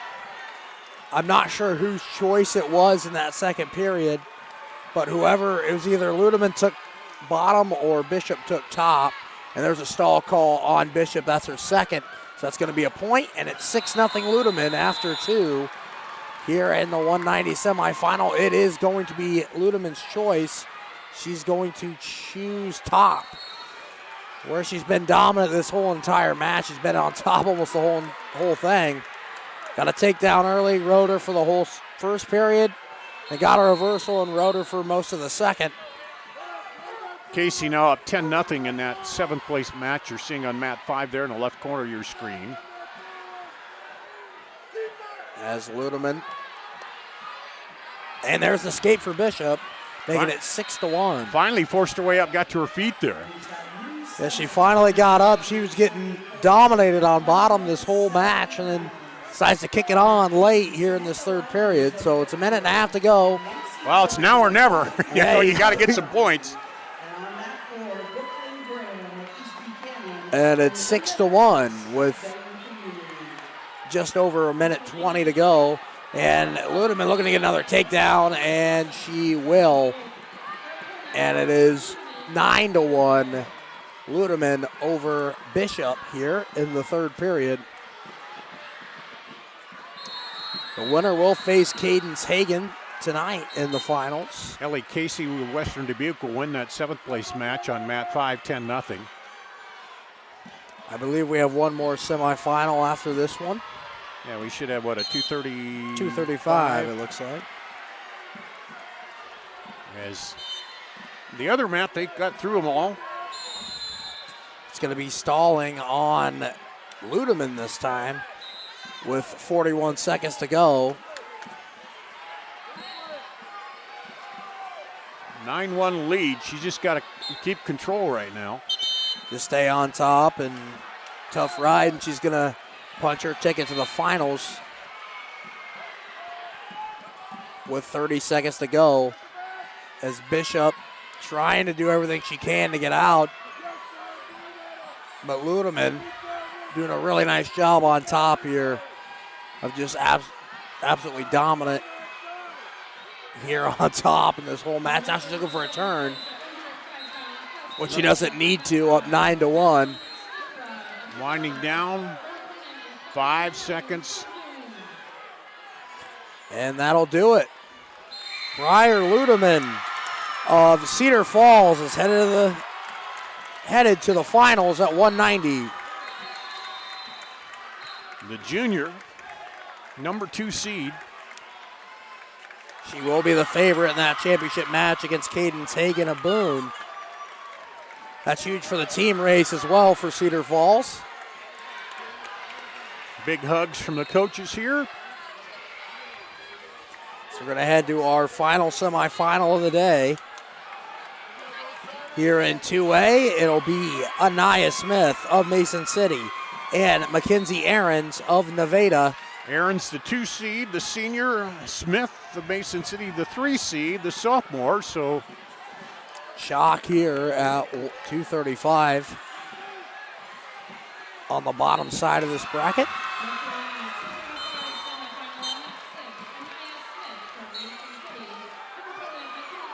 And underway, the final semifinal. Winner will meet, Ella Brown, right? The senior? Yes, Ella Brown. One advanced with the fall. 4-3 in the other match, the 7th place match you see on mat 5. Ahrens coming in here to this semifinal match. Won by fall in both of her matches yesterday to get here. Smith had a little bit of a tougher road, a fall over Gonzalez of Marshalltown, and a 1-0 decision over Baxter of Raccoon River. So one's a little bit more battle tested here this weekend than the other. Tougher road. A lot of hand fighting early on. But the key is Smith and Ahrens. Win in advance, right? Yeah. Survive in advance. Because you got one more match if you advance out of this one. Well, one more match to the title, I should say. One more match for that gold medal. Otherwise, you drop into the consolation round. As Ahrens and Smith hand fighting here in the center. Wrestling now on mat 3, 190-pound semifinal. Garcia Vasquez of West Liberty and Lisa Stewart of Charles City. As they are jostling for position here.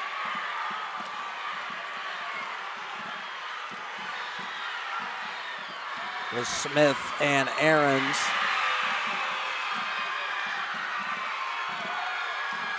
Poppy Malone of Boone goes up 7-3 in that 7th place match. Gonna wind down, looks like, with a scoreless first period here in this 235-pound semifinal. And this is the key, right? What you select and where you feel best at, up or down or what? Let's see. She's gonna defer, so it'll be Smith. She's gonna go down. I'm assuming she's pretty good at it. I'm assuming that's how she got her point against Baxter in that quarterfinal. So get down and get the escape then. Huh? Get your point and get the scoring started here at 235. So here in the 235 semifinal. But Ahrens looking to break her down.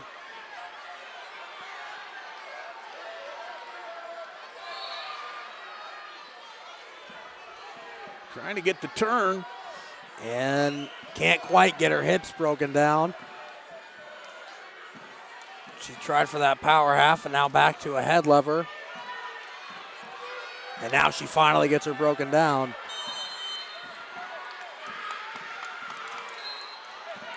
And back to her base again. Smith doing a good job there.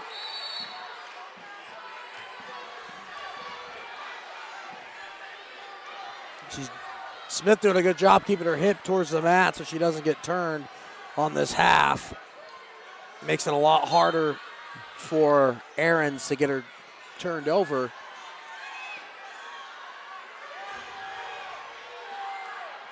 Oh, and now she's got it. She's looking for the fall. She's going to get some near fall. Is Ahrens looking to punch her ticket to tonight. She's working, trying to get that arm. Trying to get over, yeah. She's already going to get 4 near fall. And there it is. 34 seconds to go in the second period, and Ahrens of Nevada, the senior, moves to the title matchup. So it'll be a 1-2 matchup in the title on 235. That's Ella Brown. I don't think there's very many of those No, tonight. we haven't seen a lot of those, have we? I mean, we've had a few upsets here and there, especially in 2A, it seems like, a few more than 1A here today. So, And now we'll have all 7th place matches on 5 and 6. So now a 7th place match here on 6 at 1:15. That is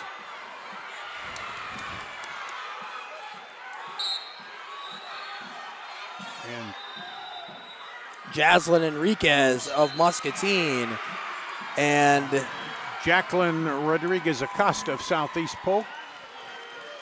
And Malone is up big over there on Yeah. 5. 10-4 with 37 seconds to go on mat 5. Oh, Acosta put it right to her back. Rodriguez Acosta, I should say. Yes. As it's now 6-0 early in this first period for Rodriguez Acosta over Enriquez. And it's going to be a takedown for Stick Rod to make it a 3-point match on mat number 5 late. That 7th place match between Malone and Stick Rod, but it's going to be Yeah. Malone I think hanging on. Yeah, she's going to run out of time. She got it close there, but Poppy Malone, a boon.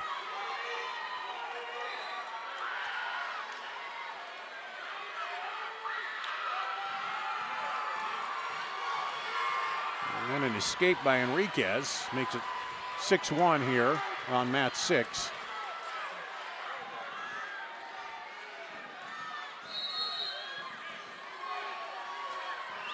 On mat number 5, it'll be 7th place match at 110. Jordan Mason of Atumwa and Macy Tite of Waverly Shell Rock. As they're getting underway on mat number 5. First period winding down here on mat 6. Rodriguez Acosta up 6-1.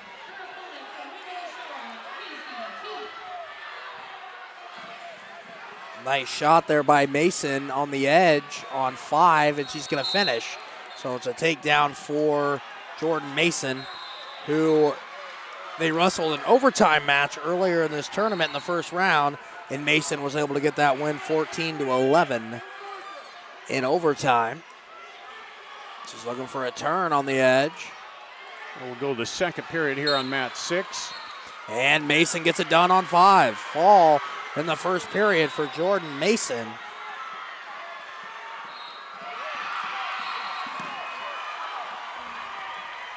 Over Macy Tite of Waverly Shell Rock again. This time a lot easier, I would say, than the other one. As it should be 120 on 5, which will be Carly Argis of Mason City and Izzy Duncan of Raccoon River. Yeah, Izzy Duncan.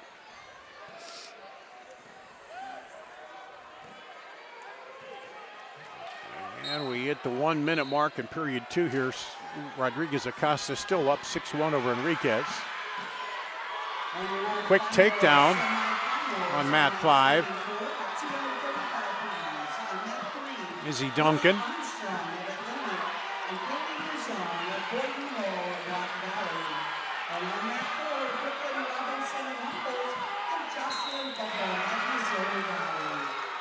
As it's still 3-0 on 5, it's still 6-1 here on 6.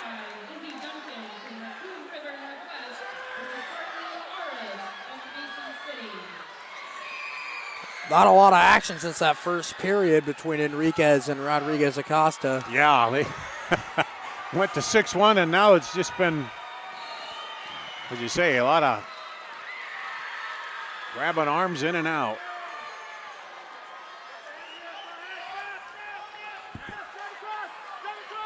There's Izzy Duncan trying to get her turned Rodriguez around. Acosta took a shot, but Enriquez not able to score off of her attack.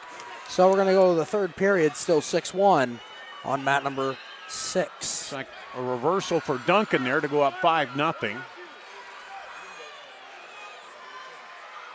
6-1 still here on mat 6.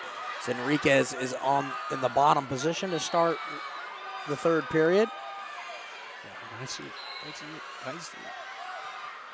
And Duncan now in trouble there. Oh, excuse me, has Argis in trouble there. And the escape for Enriquez here on 6. So it's now 6-2, Rodriguez Acosta over Enriquez.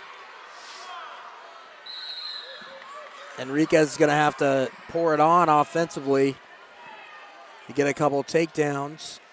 And we'll go to the second period.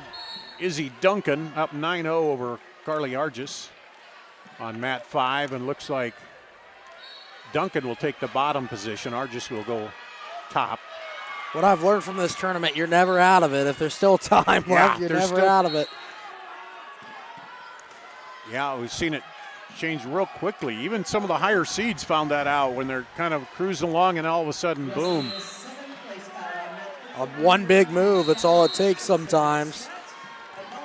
And it's 6-2 still here on mat number 6, but Enriquez pushing the pace a little bit, trying to get a couple takedowns to take the 7th place match. Argis now trying to work Duncan, get her turned. She's on top controlling on mat 5 right now, trying to get back into this, trailing 9-0 in the 7th place match. Enriquez is really pushing the pace here late, but does she have enough time? Well, we got off the mat there in just 18 seconds, so she's got to probably go 4 big points here. isn't out of the question, but it's in 18 seconds, yeah, as you say, she's got to go big. Now 10-0 Duncan. Now just a takedown ties it with that stall call. She gets the penalty point as they go out of bounds with 5 seconds. It's 6-3, Rodriguez Acosta with the lead. So Enriquez has to get a takedown in 3 seconds, but I don't think it's going to happen. And Rodriguez Acosta is your winner at 1:15. She'll take 7th place, and Enriquez will take 8th at 1:15. We'll take a minute and let you know University of Iowa Healthcare is here for you no matter where you're from in this great state. From leading advancements in research to primary care and expertise in over 200 specialties, UI Healthcare is changing medicine and changing lives for all of Iowa and beyond. Learn more at uihealthcare.org. And 13-0 there for Izzy Duncan on mat 5. What do we got here on mat 6? A 125-pound? 125. It is Ellie Hancock of Raccoon River and Brianna Johnson? Brianna Johnson of Spencer here. They did wrestle in the first round with Hancock winning 10-1. As Hancock looking to get a takedown here. Early on, and she does. We'll go to third period on mat 5. Izzy Duncan up 13-0 there. It's 3-0. Hancock early on here on 6 at 125. These matches show you too, you're tired, you've wrestled back, but you're still fighting to get that medal. End your season on a win. Yeah. And it's better to end your season on a win than a loss. So this is a one sport where there's more than one that ends their season on a win. Yeah. In every other sport, it's only one team finishes with a win. So you feel a lot better if you end up happier if you're 7th than you probably would 2nd. Yeah. So because you ended your season with a win. But Hancock dominating here on top over Johnson. 13-1 now. Izzy Duncan over Carly Argis. Yeah, getting back and getting that place, and now Hancock, she's got her on her back. She's got plenty of time to try to get the fall here with 25 seconds to go. She's going to be up at least 7-0 after this if she doesn't get the fall.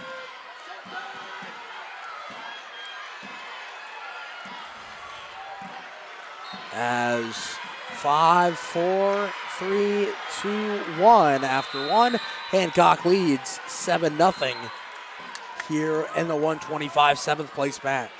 And we got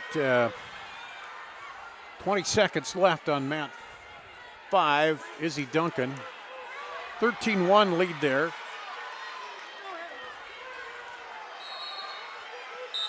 And that will come to an end here shortly. Oh, that's it. Duncan will get the win at 120. Gets a tech fall for Izzy Duncan.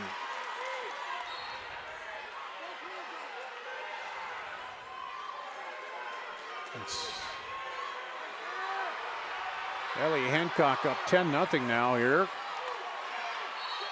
Escape 10-1 now. Yep, lets her up. 135 on mat 5. Another Raccoon River wrestler, Edie Collins of Raccoon River Northwest.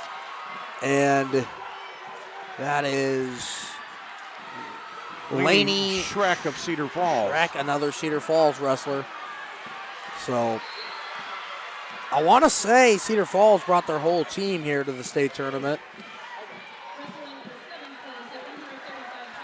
As another takedown for Hancock on 6, as it's now 16-2 here in the second period.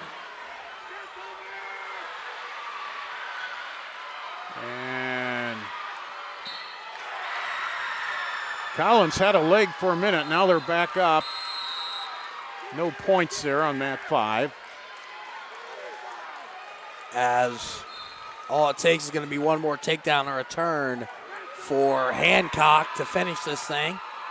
So 16-3 with 22 seconds remaining in the second period.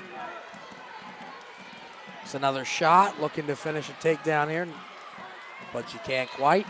Johnson does a good job defending.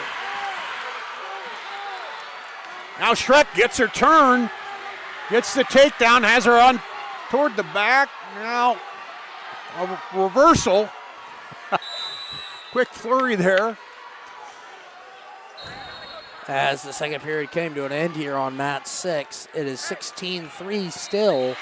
Hancock over Johnson, as Johnson, it takes top to start the third period. 5-2 with 30 seconds to go on mat 5. Schreck on top there.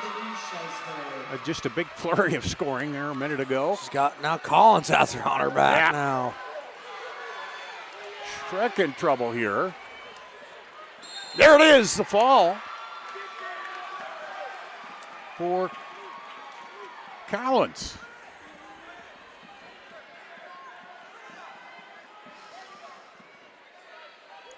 A reversal wins it for Hancock here on mat 6 at 125.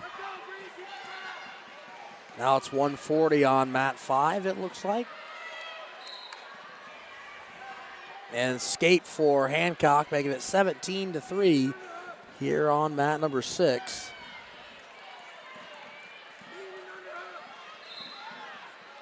And Johnson looking for something big, but Hancock gets a takedown. She's going to win by tech fall, 20-3. She will take home 7th place. Mat 5, 140. It's Lauren Metcalf of Ames and Alexis Steele of Southeast Polk. We have a new 7th place gal on mat 4, 105 pounds. Adrena Bennett of Spirit Lake and Mercedes Thomas of Florida. So a new match here on mat 6. It is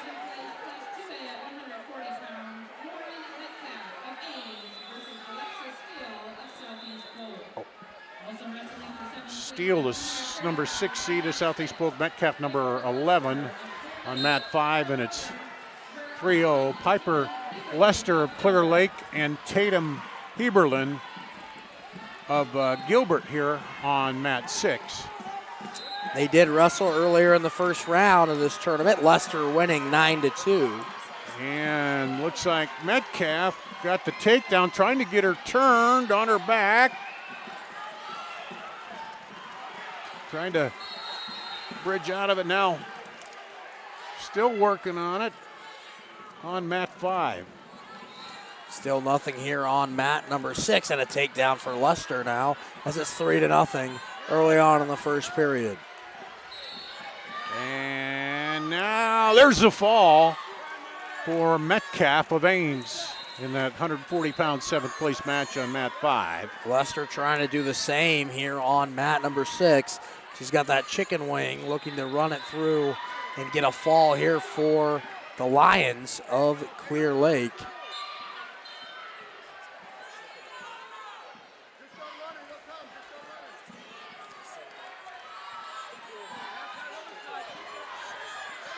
And there she goes. She's getting her turned over.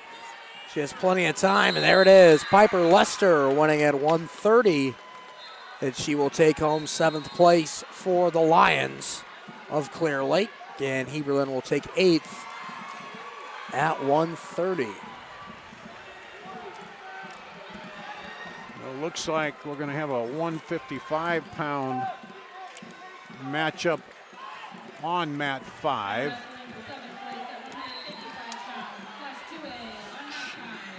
Abigail Sema, South Tama, and Peyton Van Dyke of Iowa City Liberty.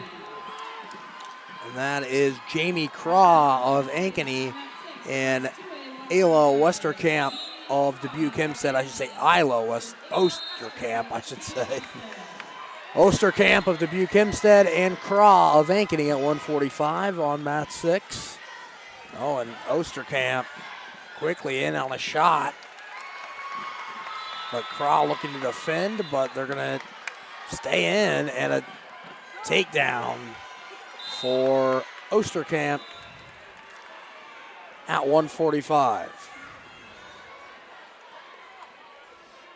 Chima and Van Dyke over there on mat 5, still just a little hand fighting as we go a minute into the first period in that 7th place 155-pound match there. Headlock attempt by Craw here on 6, but she can't quite get it. Might put herself in danger there, but she doesn't. And it's still 3-0 Osterkamp over Craw.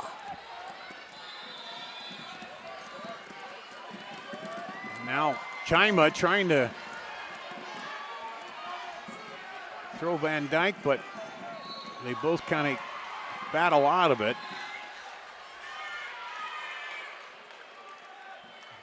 20 seconds to go in the period there. Escape for Craw here on 6. So it's now 3-1 Osterkamp. Osterkamp of Dubuque Hempstead, Craw of Ankeny.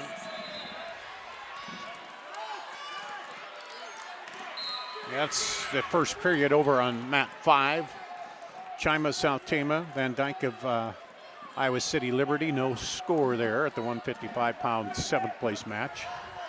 Both these wrestlers lost tight quarterfinal matches earlier, earlier yesterday, I should say, as Graves of Cedar Falls beat Osterkamp 4-3, and Gay of Des Moines Public beat Craw 7-5, but had another headlock attempt by Craw.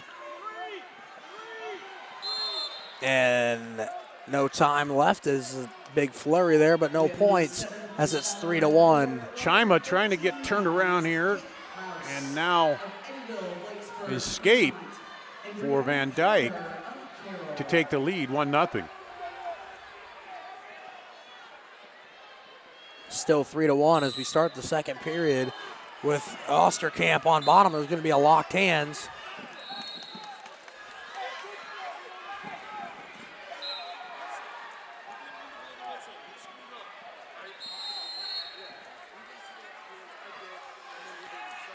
Coach was a little upset about that call there. Yeah, they said there was no whistle blown on it, and he he's not supposed to blow the whistle there. It's just an accident, according to the outside official. Oh, big toss by Craw. She's got her on her back. She might come back and get a win here.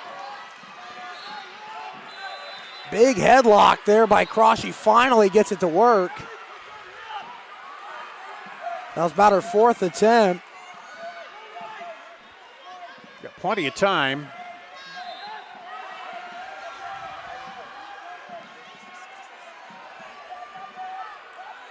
And Van Dyke now up 4-0 on mat 5. That might do it. She repositioned there, yeah. Not quite. There it is. Craw with a comeback win for Ankeny.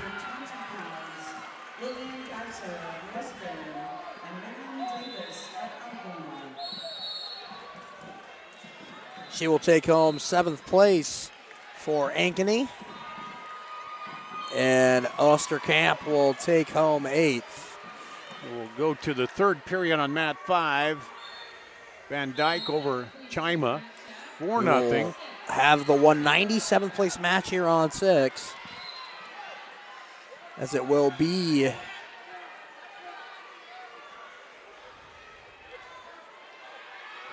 an escape.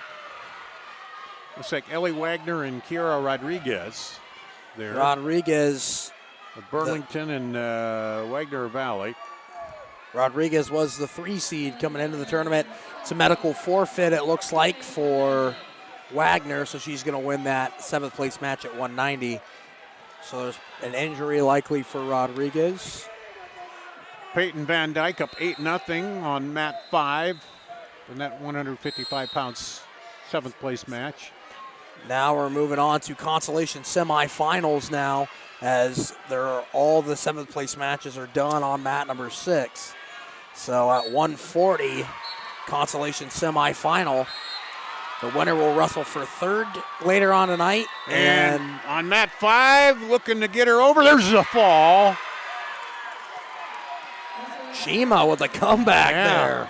She had trailed 8-2, but gets the fall and the 7th place win. Consolation quarterfinal here at 140. It is Demia Williams of Mason City and Naomi Templeman of Raccoon River Northwest. The winner of this match will wrestle for 3rd place tonight. The loser for 5th at 140.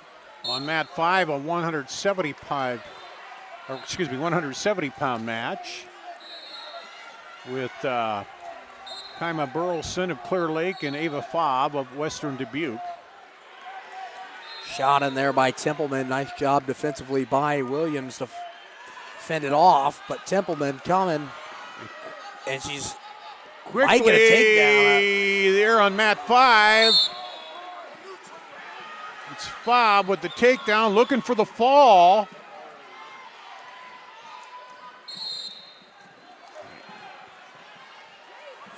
In the headlock, trying to get her back.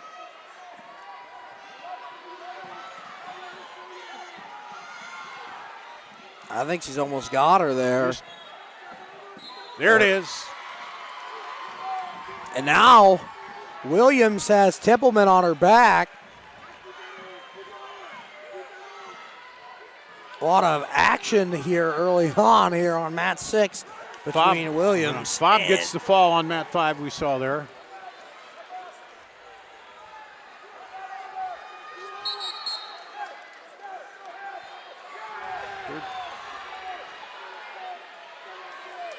And it's going to be 4 near fall for Williams. She takes a 7-0 lead over Templeman here in the first period, and 140 Consolation semifinal. So we'll have Sage Desolini of North Scott and Kinley Jimenez of South Tama in a 235-pound match on mat 5. This is 3rd place. Oh! Whoop. That's going to be it. That's quick. That might be it. But nope, she doesn't get the fall. But I thought she had it there, but it's 7-0, just like that in the first 20 seconds of the match. For Jimenez. Yeah. Quick turn there. Here is it 7-1 on 6. Consolation semifinal at 140. And Jimenez up, you said 7-0 on mat 5, and that 235-pound Consolation semifinal.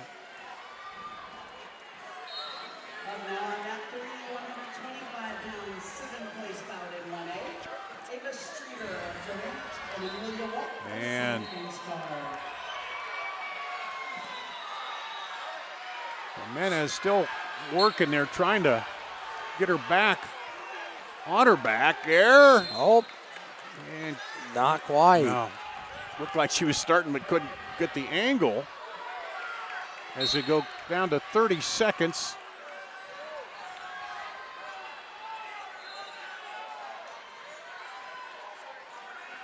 Here on mat 6, it was Templeman able to get a takedown right at the end of the period. So it's now 7-4 Williams with the lead. She's got a chicken wing looking for a turn.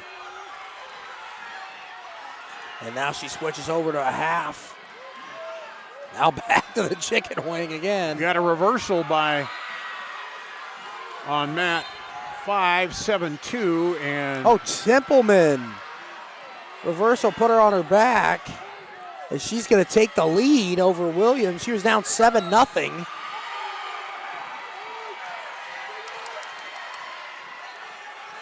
And the fall for Naomi Templeman of Raccoon River Northwest over Damia Williams of Mason City.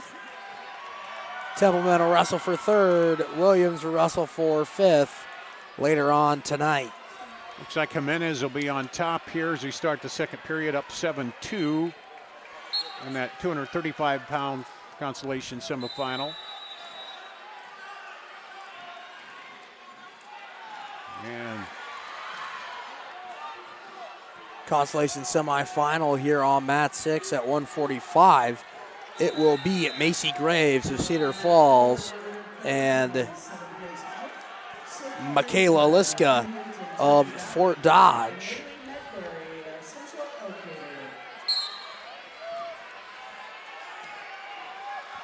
So we're just underway on mat number 6. And still Jimenez on top trying to get position.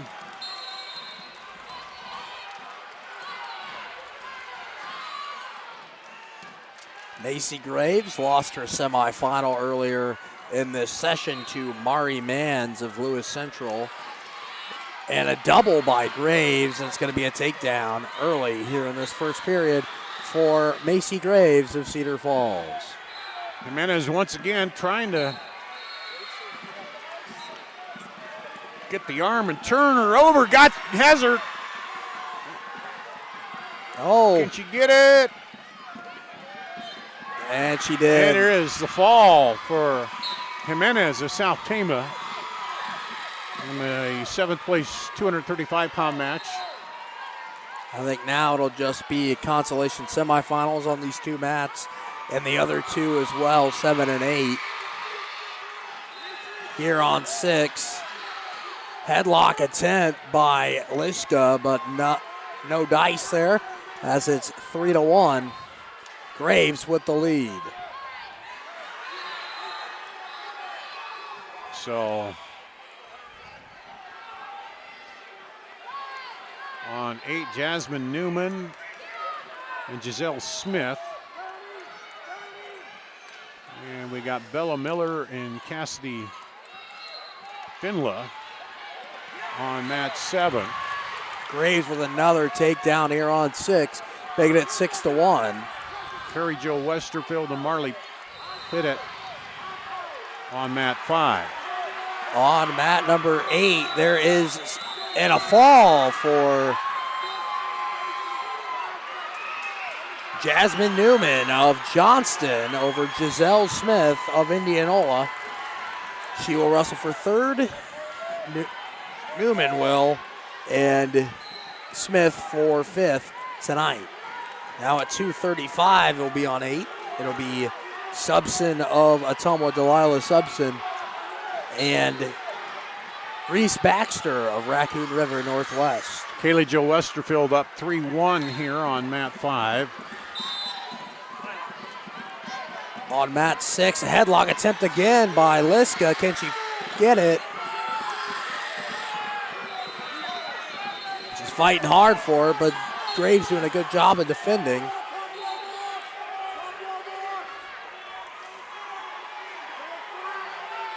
And Graves trying to fight off this headlock on 6.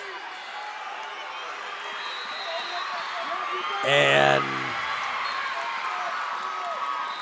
she does and gets the takedown. It's 9-1, but Reese Baxter on 8 has Subson on her back. And so does on mat 5, Westerfield trying to get Pitted on her back.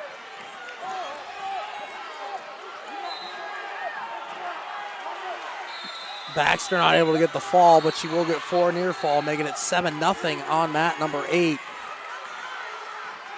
There's 4 near fall for Westerfield on mat 5.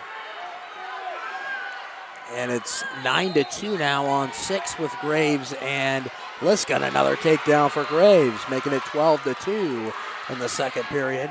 3-3 on mat 7, sorry. Yeah, Bella Miller, defending state champ, lost her semifinal earlier as she's moving, is here in the Consolation semis, tied with Fiala.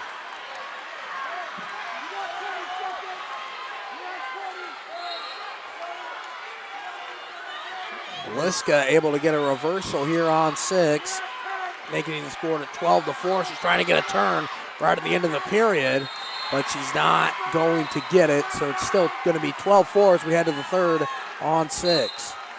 They're into the second period now on mat 5, 7-1 Westerfield. And she's on the bottom there. On mat 8, Baxter gets the fall over Subson. And it'll be another match, 235, Consolation semi on 8. And there's the fall by Pitted. She comes back. On mat 7, I want to say that's Miller on top there.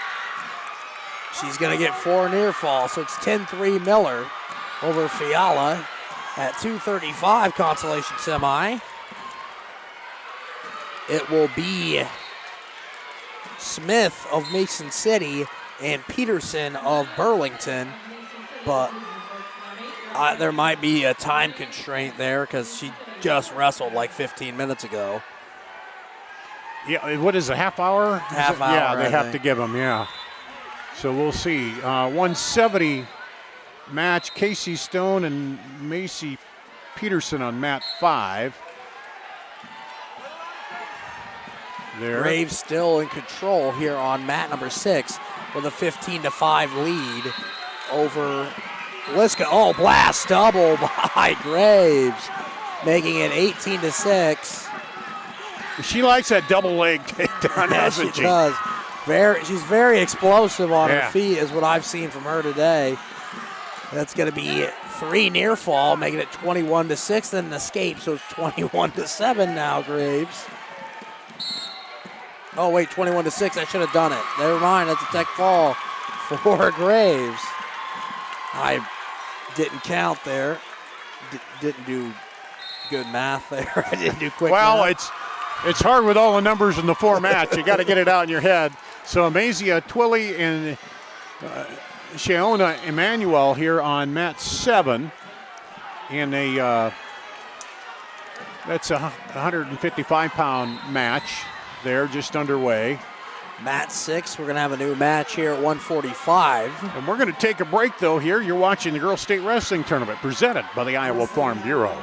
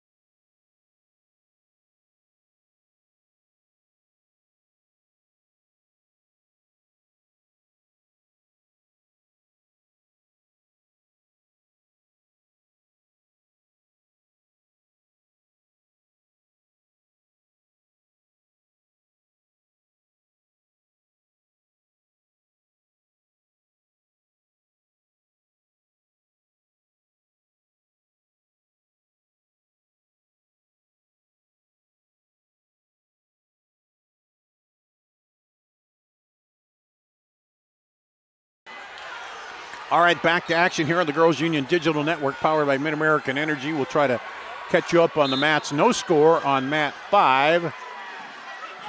Oh, it looks like it's going to be a fall here on mat 6 here at 145 with Diana Gay of Des Moines Public. And, well, Diana Gay gets the fall. I couldn't even get the other wrestler's name out of my mouth. Lisa Mead. Lisa Mead of Prairie. Cedar Rapids Prairie. And over on 7, Haley Baudette and Madison Wright. No score there as we just start the first period. And Casey Stone, Macy Peterson, and mat 5 again, no score there. And we'll get a new one here on mat 6. Looks like a 190. Yes, that is Carlisle's Mallory Stutzman and Southeast Polk's Josie Bishop. Bishop lost her semifinal earlier to Ludeman of Cedar Falls. As there's not a lot of action here as we're just getting started, feeling each other out at 190 on 6. Looks like an escape for Smith of Mason City on mat 8 to take a 1-0 lead there. A 235-pound match. And there's a fall on mat 7. Baudette, I believe, got the fall. Nice comeback after getting pinned in that semifinal as the 1 seed for Dallas Center Grimes, and now we're down to 2 mats. What happened on mat 5? I missed it. Was it a fall there? I think it was a fall. I didn't catch who won that one, but I saw it was over and no one was on the mat. So there's only 2 mats left. I know. I was looking at 7 as they went to the fall, and yeah, that's how it happens sometimes. You're trying to follow all 4. And it is 1-0 Smith over Peterson on 8.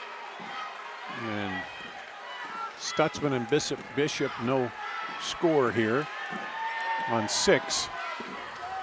A little easier when we go to 2, isn't it? You can kind of, and especially if they're on the same side. Yeah, on the same side here. As we're sitting, we look across at all 4. Now they're on the same side we're on here, so.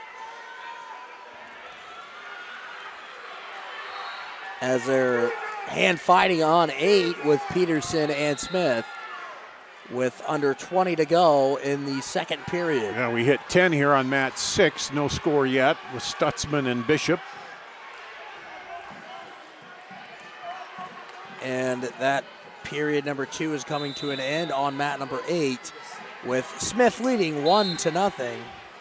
It'll be Peterson's choice. She will go down to start the third, trying to get this thing tied up and maybe force overtime in. It looks like Stutzman will be down, Bishop up here on mat 6 to start the second period.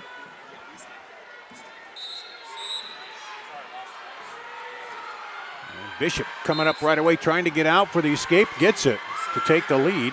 Peterson able to get out quickly, looking for a reversal here. And she gets it to take the lead, 2-1.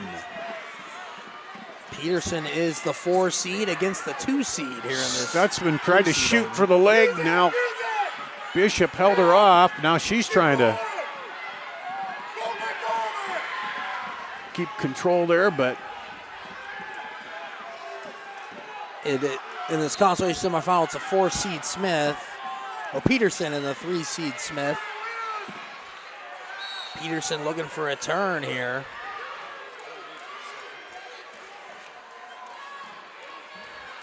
But she leads 2-1 in the third over Smith of Mason City. And Bishop, the 6 seed, Stutzman, the 4 seed here on mat 6. Stutzman up 1-0 with the escape. And they've both been looking for something there. Now they twirl around and nobody's getting the advantage. Now Bishop tried to drop down, but here as Peterson on top in control here with 30 seconds to go, up 2-1 over Smith of Mason City, Peterson of Burlington. Looks like they're just out of our camera range there. But it's going to be locked hands. That's going to tie it. That's a key mistake to make it 2-2. Second period at 10 seconds here on mat 6.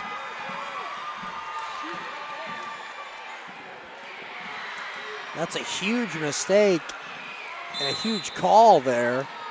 The Burlington coach is not liking it, as they're going to go over and talk. And looks like Stutzman will be up and Bishop down here. We start the third period. Stutzman up 1-0. Bishop takes down. We'll try to see if she can get up, get out, and tie it. But then the takedown.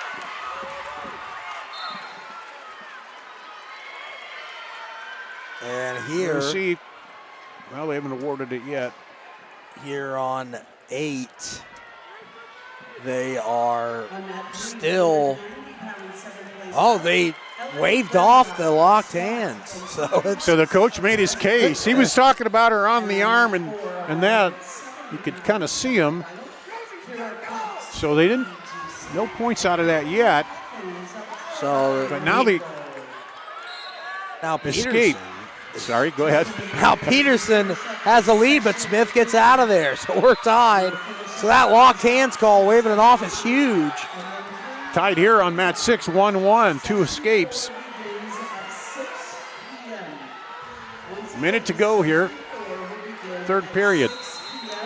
We're going to overtime on mat 8. Bishop tried to shoot, and then Stutzman gets the takedown to go up 4-1.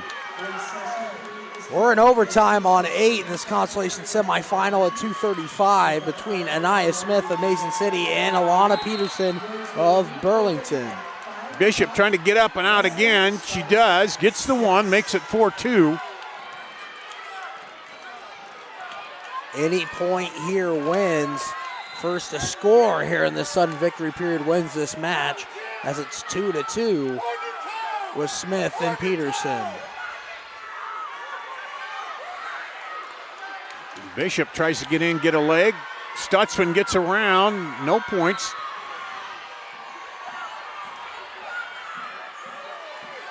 Here on 8, not a lot of action in the center. That'll do it.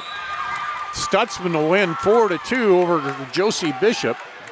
Stutzman of Carlisle. Here on 8. This will be our final match. Yeah, I was just gonna say, looks like all the other mats will be clear, and you could call this one to the end here. As it's overtime, and we're going to a tiebreaker on mat number 8 between Peterson and Smith, and it'll be Red's choice. It will be Smith's choice. She will go down. That coin rolled a while before it came over, didn't it? That marker, whatever they call it, they flip. As Smith will go down here with 30 seconds to get out here, or a reversal. Smith is out, and it's 3-2.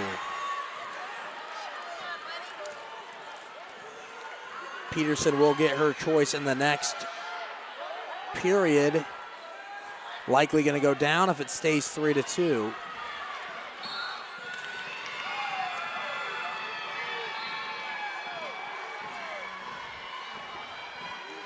As they're still in the center, and as we're going to the next tiebreaker period. And Peterson will choose down. She has 30 seconds to get out and tie it and then send this thing to an ultimate tiebreaker.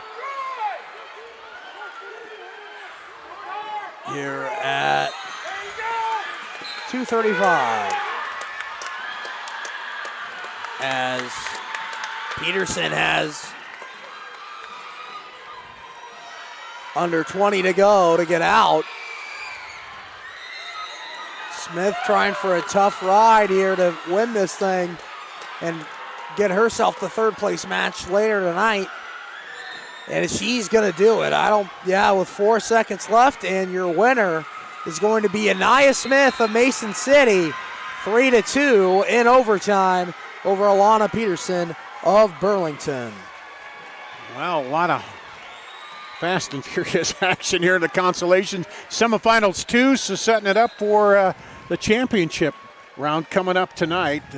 Dar Danielson, Clayton Young here. As you see the hand raise, that's the thing you want to get out of this, isn't it? Get the official to raise your hand, and you get the hugs from the coaches here. And that's going to wrap it up. Looks like just a couple matches, 3 going on the 1A side as they try to wrap up things. Or no, I guess they got 4 going on now, don't they, on the 1A side. So that'll do it here in 2A at the Girls State Wrestling Tournament presented by the Iowa Farm Bureau.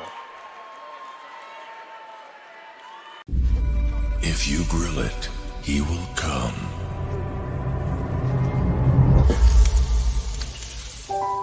Hey.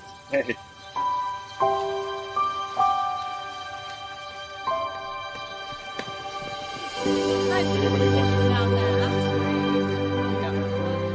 Is this heaven? Nope. It's fairway.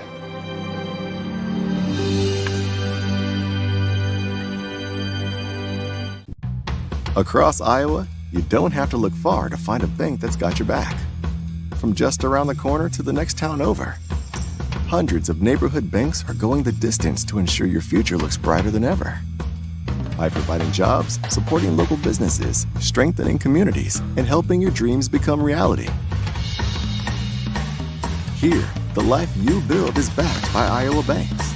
See how banks are making a difference near you at iowabankers.com.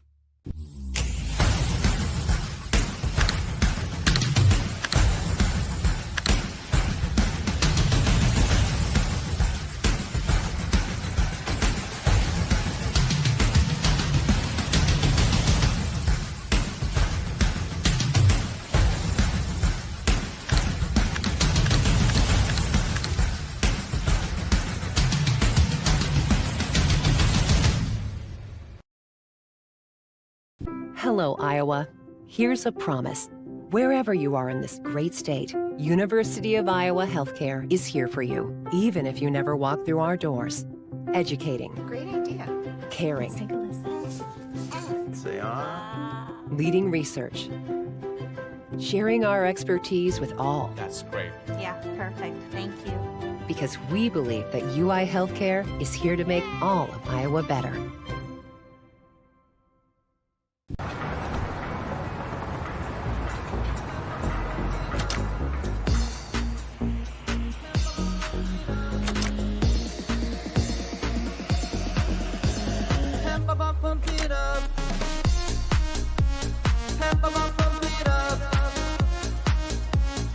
Fuel choice that's cheaper, homegrown, and better for the planet? Now that's worth the hype. Pump it up with unleaded 88. Freedom Tire is proud to support the Iowa Girl through their sponsorship of the Iowa Girls High School Athletic Union. With 6 locations around the metro, you're never far from getting you back or keeping you on the road. Our certified staff and state-of-the-art technology means you can take comfort knowing you've got the best work at the best prices. Give us a try at Freedom Tire, a proud supporter of the IGHSAU.